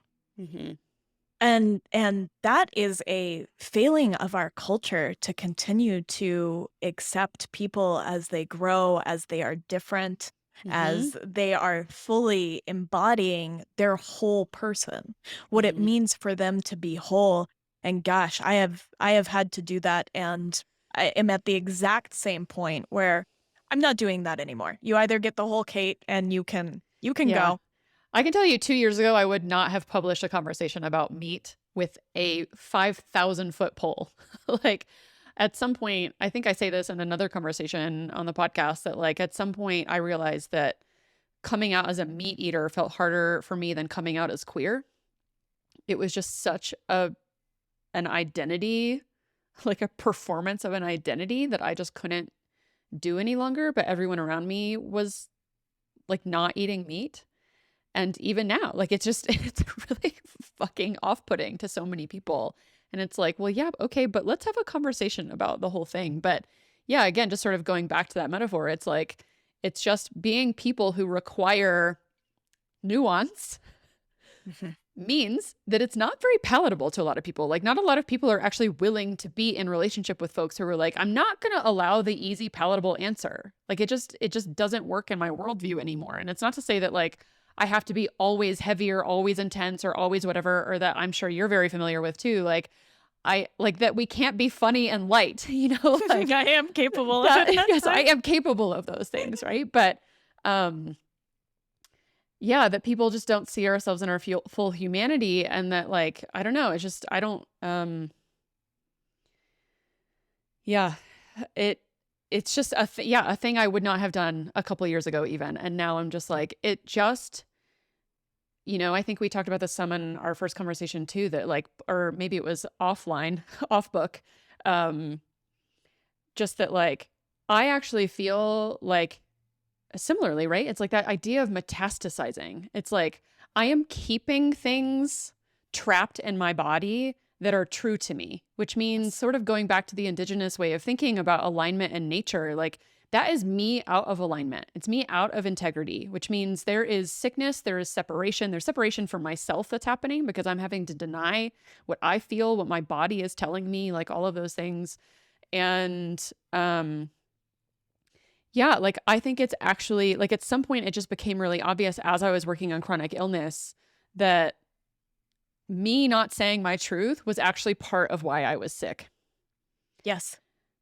And I think, like again, like correlation, causation, no mirror, like it's just all the things are all the same is like we have such massive chronic illness in this country of people who are living half lives. Like because they have to cut off so much of who they are in their fullness in order to exist.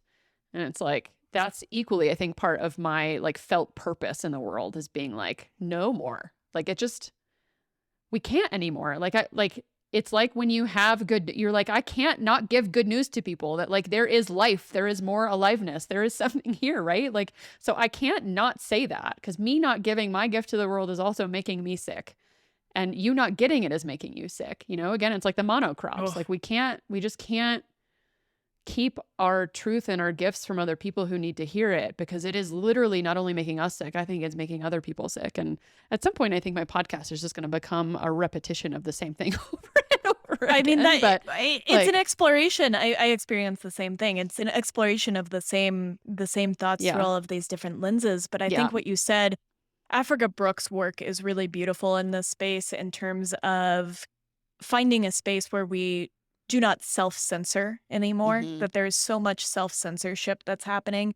But she also talks about this idea that I don't want a monocrop of ideas and opinions. I also hmm, want a diversity of opinions and ways of being in this world and different approaches and lenses to life that I want to see all of that aliveness hmm, in people, and I don't want to exist in this little isolated sect where everybody thinks the same and eats the same and behaves the same and drives the same car. I want to interact, like, again, a healthy cell in an Mhm. environment across all of these different disciplines and ideas and purposes in life so Mhm. that my life is all the richer for it. Mhm. And I think that this is something that I've gotten to experience, kind of on a political ideology level, working in agriculture, that there's Mhm. a lot of people coming from a lot of different spaces, and then you move to a rural environment and you experience that even more, Mm. and it is delicious. It is where life happens. It Mm. is erotic, right? Like, it Yeah. is aliveness. Well, I mean, this is where too, from my own experience, like, if yours has been in regenerative ag, I've spent a lot of my life in doing like social justice and like racial justice specifically. And I think like this is not we don't have to go down this rabbit hole, but I just think it's worth noting that like it's not that like being white is bad, right? Again, it's like not that meat is bad. It's like it's so much more of a full picture of like we are robbing ourselves from the life that happens, and why often I think you also see folks of color who seem so much more alive. Like you go into those communities and it's like, what have we robbed ourselves of? Like in having to maintain a certain performance of what it looks like to be like proper and prim and white and act a certain way and do certain things in the world, and like not allowing anything else into that model because of just absolute fucking fear that like all of these things will get taken from us. And it's like, well, but we aren't fully alive without the whole picture, And yeah, I think again, like the metaphor just applies across everything. And it is so much more like, too, why I can't not apply it to work, because it is also like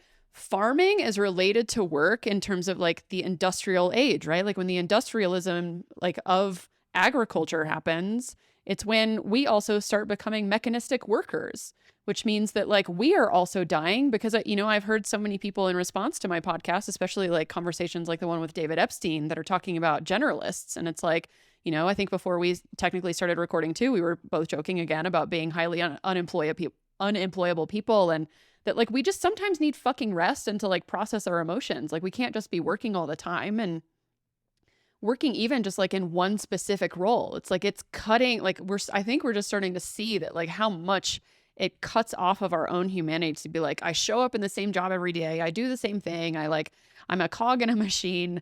I keep producing the same thing over and over again. I'm expected to perform the exact same way. And I can't be full and real and grieve and hurt and, Mm. um, like even in our first conversation, like we were talking a lot about me processing my own grief. I'm like, half of that shit's trapped in there because I've had to spend a life where like grief is not palatable to human everyday life. I'm like, grief happens when I'm in the grocery store. And I'm like, well, this is a bad place to have to process grief, but like it's real, And again, like that's the racism conversation that like wailing got taken out of like white culture, Like there are other people who process grief in like collective, massive ways that are like screaming in public over a coffin. They And again, physically embody grief. yeah, and it goes We back to your like we started this conversation and like how are we afraid of death and what does that mean for our soil and for our food and all those things, and it's like it's all like we have such a fear. Again, it's like, yeah, that Charles Eisenstein quote, like how much life are we willing to sacrifice at the altar of safety? Yes. Like it's not actually living to cut yourself off in those ways. Now I'm just on like a fucking preachy rant, but I think I was talking the other day about creating an ownership of death. We've really tucked death away in these little corners. We've hid it behind the walls of hospitals and nursing homes. We've veiled it, and we've put all these we sterilized it. Death yep, is it's a messy, great word for it. and we have disowned it. We don't want Mm-hmm. to take ownership of our participation within a life cycle, right? In terms of eaters. And I talk about this all the time, right? I get to participate. I raise all of the food on my farm, and I kill and butcher all of the food on all of the animals and I have a relationship with these animals. I love them. I care for them. Mm-hmm. We want everything to fit in this neat little package where we don't have to feel it. Mm-hmm.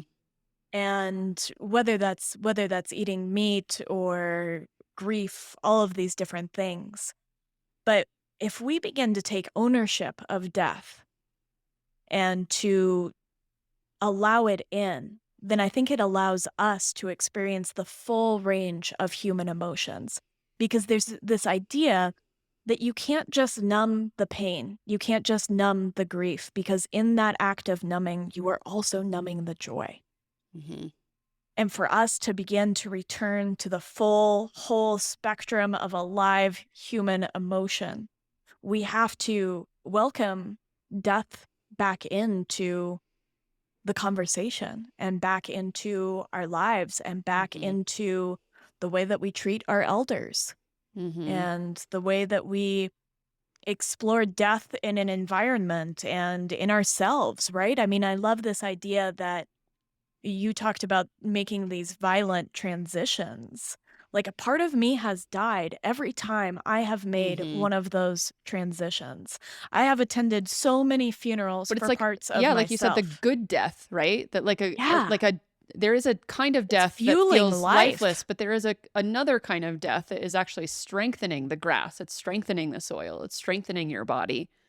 But all death is doing that within the context of nature. When Hmm. you come across a space where a fox died in the forest, and then all of these animals picked at the carcass to take back in their own life, Hmm. and then what is left to decay into the soil, and all of this fungi comes up and Hmm. begins to eat that, all of these bacteria, and it Hmm. makes the soil far richer that there's this blood and bones that are going back, and you see this proliferation of life where that animal has died.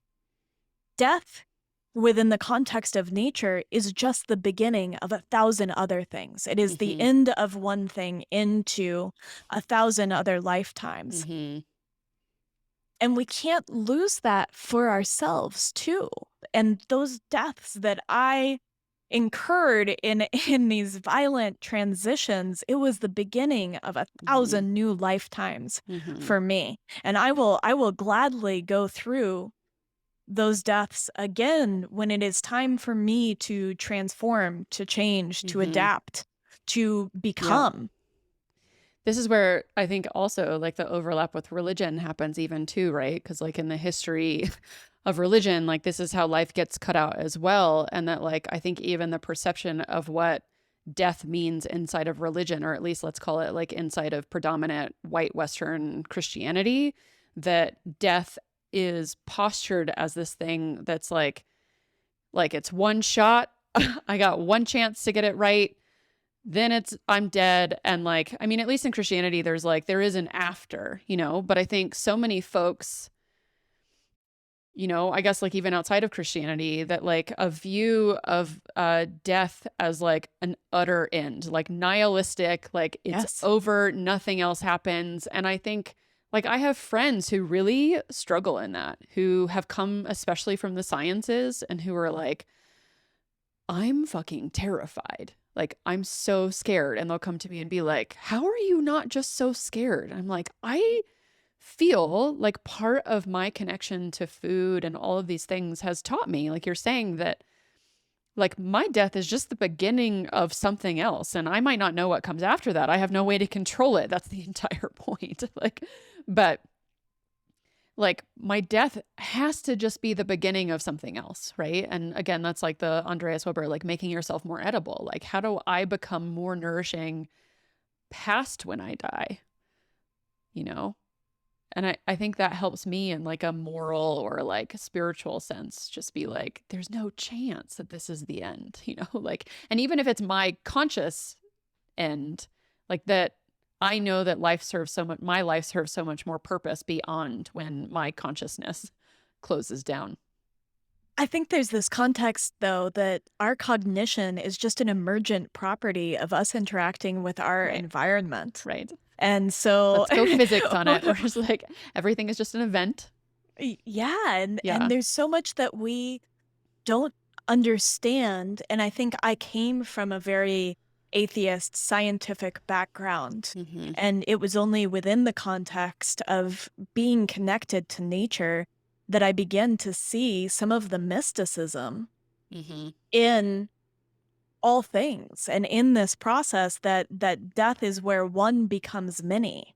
Mm-hmm. Mm. And in Gorgeous. a world that wants to reduce, right, like that reductionism of whether we're talking about meat and the environment or we're talking about health from an allopathic Western medical model, we're talking about looking at an individual part and failing to see its relationship to the whole.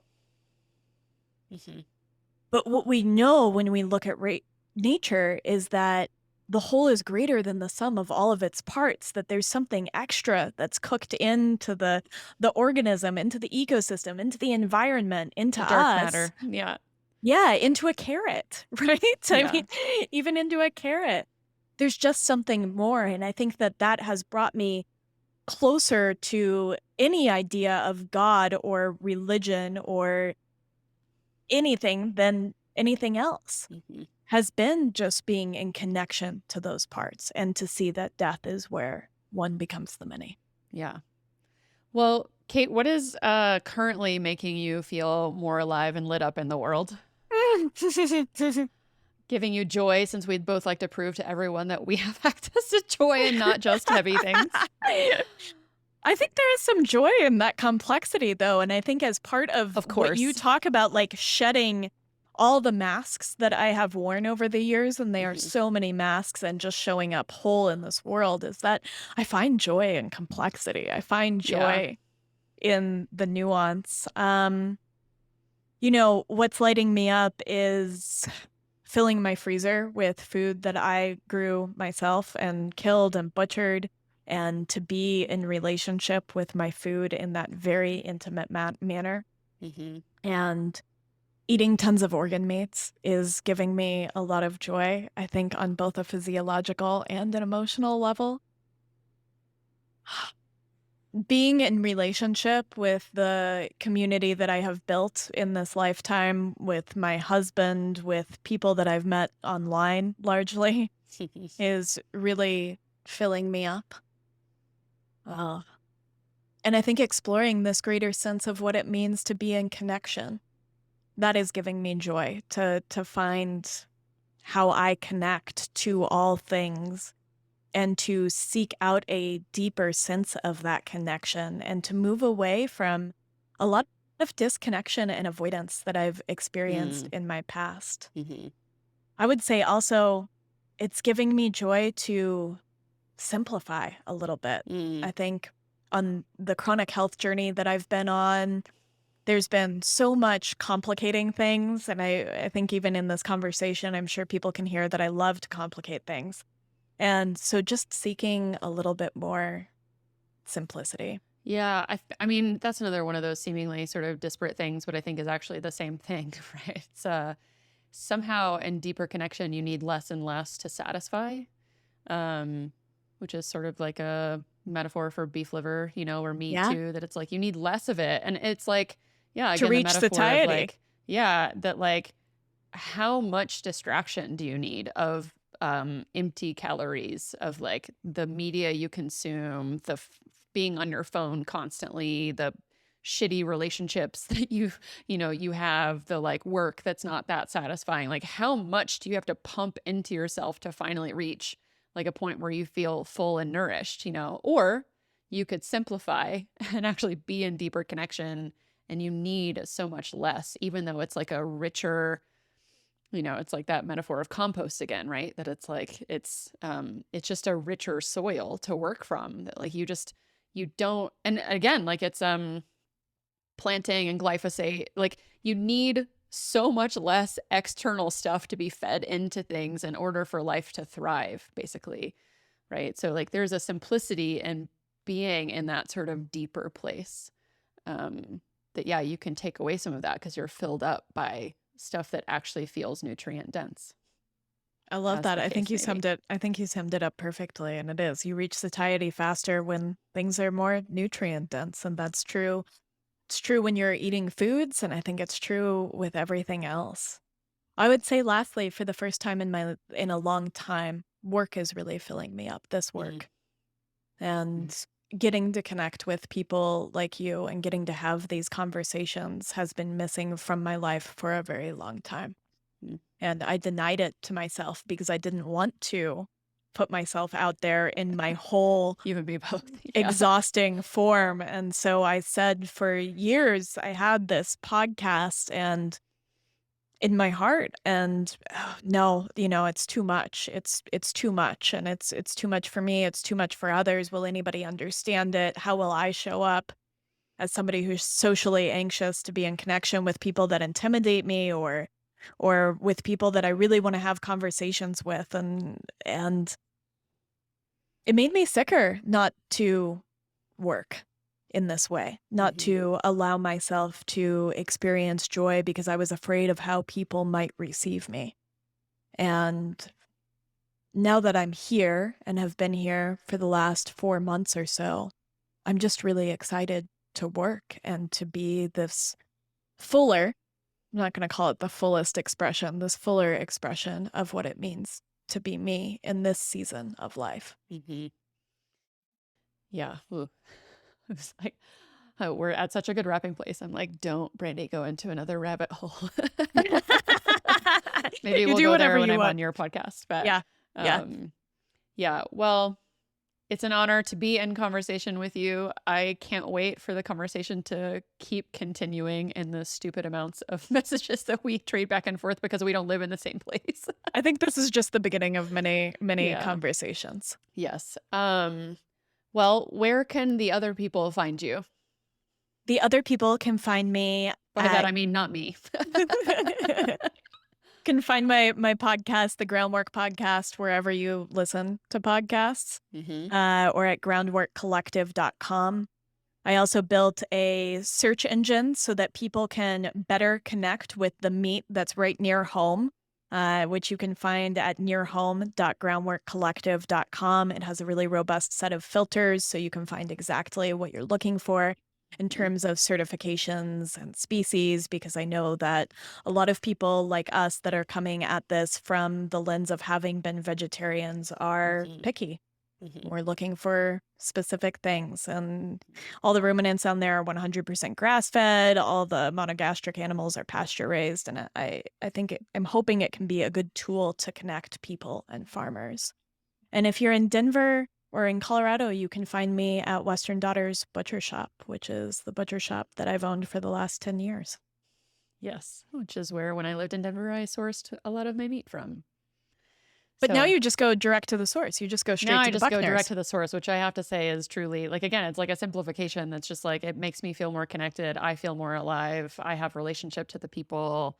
They give me things wholesale at times, and then I trade them beat kvass, like we are in relationship. Like I have an actual Yes. relationship, and You have a little ecosystem with the yeah, Buckners, and that is yeah, a precious thing. That yeah, is where Josh and I learned when we were like, we want to move to the farm. I went to yeah, Clint and Mary Kay. Tell me what I need to know. yeah, totally. And yeah, just honored to be following in that path for sure. And similarly, just like finding deeper and deeper connection in my own life in that way. Um, I so think yeah, I think I speak for all of your listeners when I say that we are so honored and thrilled to watch you on that path, and that mm, you are just giving us so much in sharing that sacred journey towards home, whatever that is. thank you. Yeah, it's so, yeah, thank you for sharing that. It's, as we were talking about in our first conversation, it's so hard, I think, when you experience chronic illness to feel like aliveness is even possible for you. Like when you especially experience fatigue and brain fog so intensely for so much of your life, it becomes difficult to even imagine what aliveness would feel like. Um, and, like we talked about as well, that like I'm just, because I'm working through, I am processing so many things right now in some of those violent transitions. Even a move, like I said, from Denver to Boulder is a kind of violent transition for me. Oh And yeah. um, yeah, in that I'm tired because there's a lot of work. There is a lot of groundwork that's going on, right? Like, Yes. and so it's hard because when you're like, but what if I'm not seen for a while? Like it's like, what if the work isn't seen? Like, what if I have to take a break? Like, what about all of those things? But yeah, I think that's like the good work. Like when it's ready, when when it is full, like when you feel When it's ripe. satiated, like, yeah, when it's ripe, when there is aliveness there, like you will give and it will be so much more powerful, so much more Yes. nutrient dense, so much more caloric than it would be than if you were just giving when it didn't mean anything to you, or when you weren't full and you weren't ready and you hadn't ripened and all of those things. When So, you weren't ready to imbue it with the life that you give it, because you are breathing life into whatever work you're putting out into the right. world, and so it does require a level of aliveness and of Mm, ripeness, and I know you know that I've been through this whole health journey and chronic fatigue, and yeah.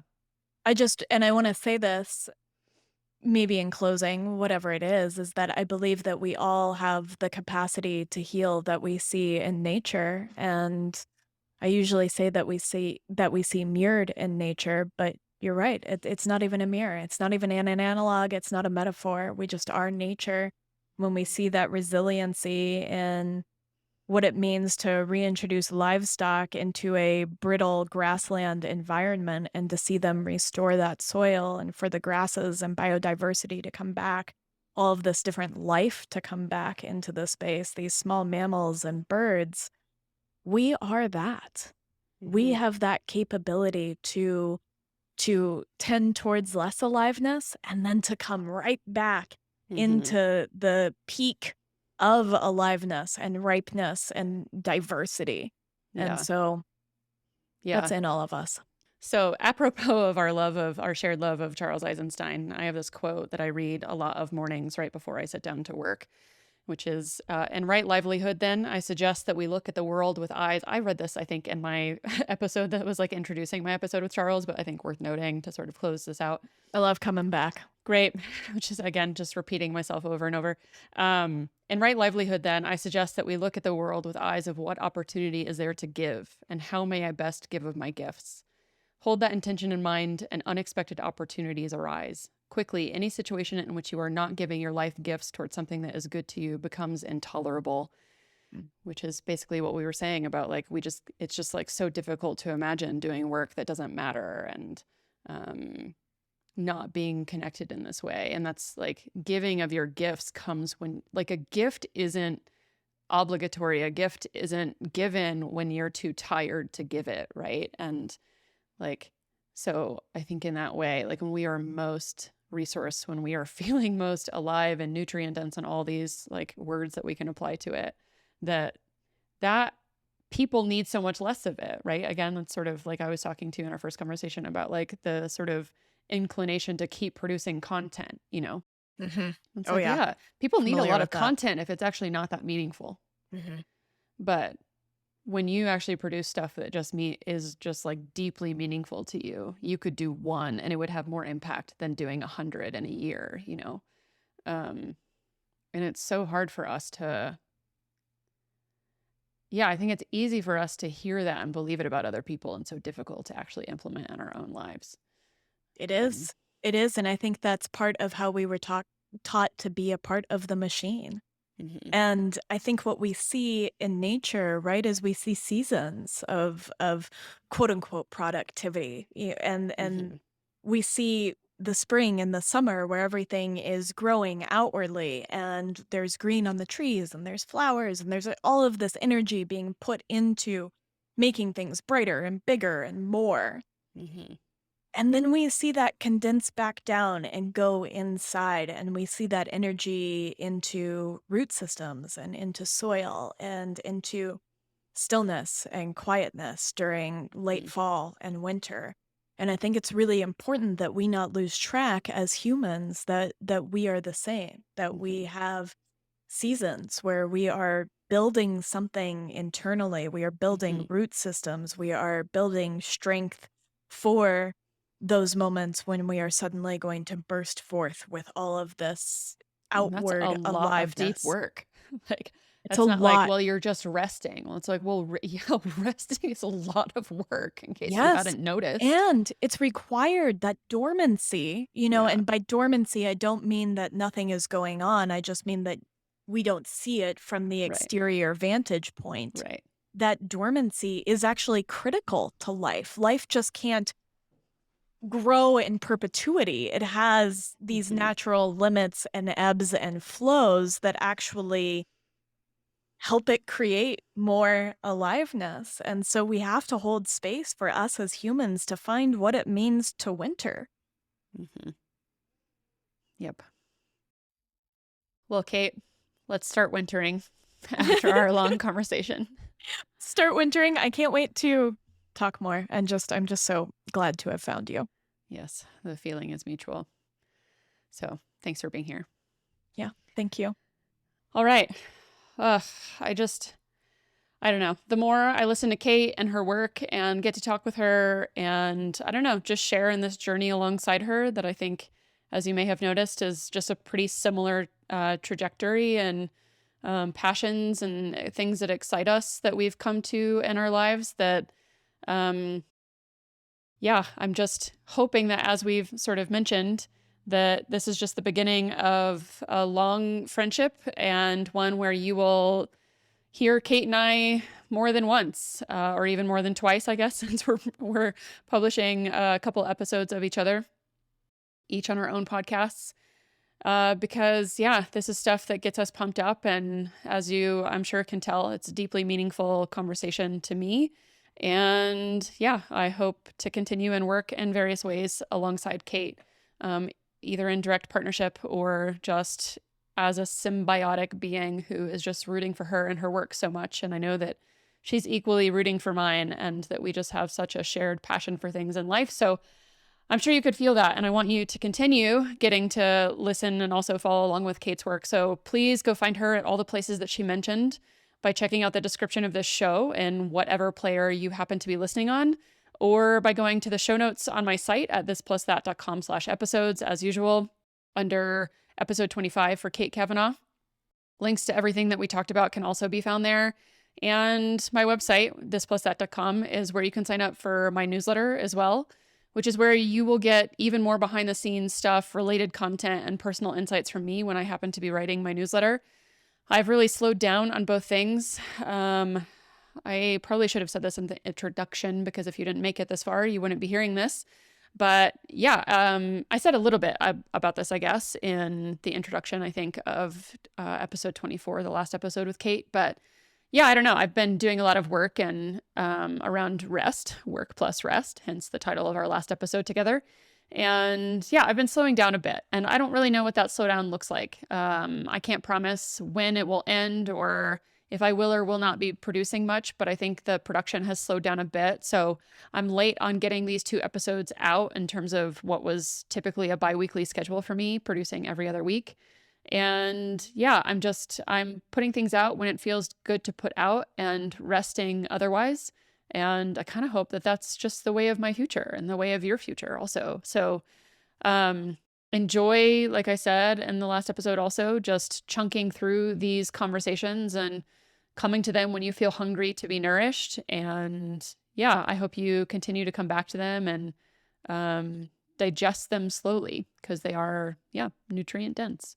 So, all that being said, I'm not writing or producing as much, but I hope you stick around. I'm still here and yeah, doing the hard work of internal healing and yeah, healing of my communities and that sort of thing. So thank you for being along for that ride. Otherwise, in the meantime, you can also find me very rarely posting on social media at This Plus That Pod on both Twitter and Instagram.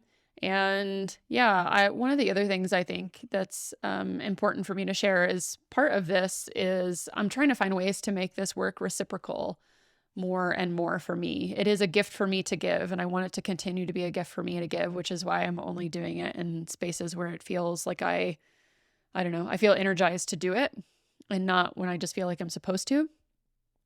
And part of that is really hearing from you and being in a relationship with you. So please comment, like, share it. And even beyond that, if you feel financially resourced to support me, it would mean the world to me. I've been mostly, or entirely really, footing this on my own. And this, takes a lot of money and time to produce, and it's deeply meaningful for me. So I will continue to do it regardless. But it is so beyond helpful to engage with you in this work. So if you feel compelled to share it or rate it on whatever app you're listening on or support me, you can also drop me a tip anytime you feel up to it, or even become a monthly supporter by going to my website and clicking support. And as I always say, whether or not you support me financially, you will get equal access to all of my content. Again, I want this to be a gift to the world and only be something that is, it's not gated by a financial barrier, but is something that you feel like you support me back if I'm supporting you in a way. So, yeah, those are two ways that I allow you to give to me financially if you're open to doing that and helping me continue to run this. I think it costs like, at this point, it's like around $800 a month to do this out of my income. And it's my only income at the moment. So it would mean a ton to me to have you support this work because I would like to continue it. And you doing that helps me do that. So, that's the deal. And yeah, part of that money is like helping to have other people help me carry the load of this work. And that's my podcast management team, the Podcast Babes. So thank you to them for helping me get this out in the world. They're brilliant. You can find links to them if you're also looking for help and support to produce your own podcast at the link in my show notes and the description of this show as well. And yeah, otherwise, I know this was a lot to get through, but again, I'm a believer in calorically dense things. So I hope that felt nourishing and dense in all the good ways to you. So I'm sending you health and wellness and vitality and aliveness as much as humanly possible and even beyond it. So thank you for listening. I can't wait until next time.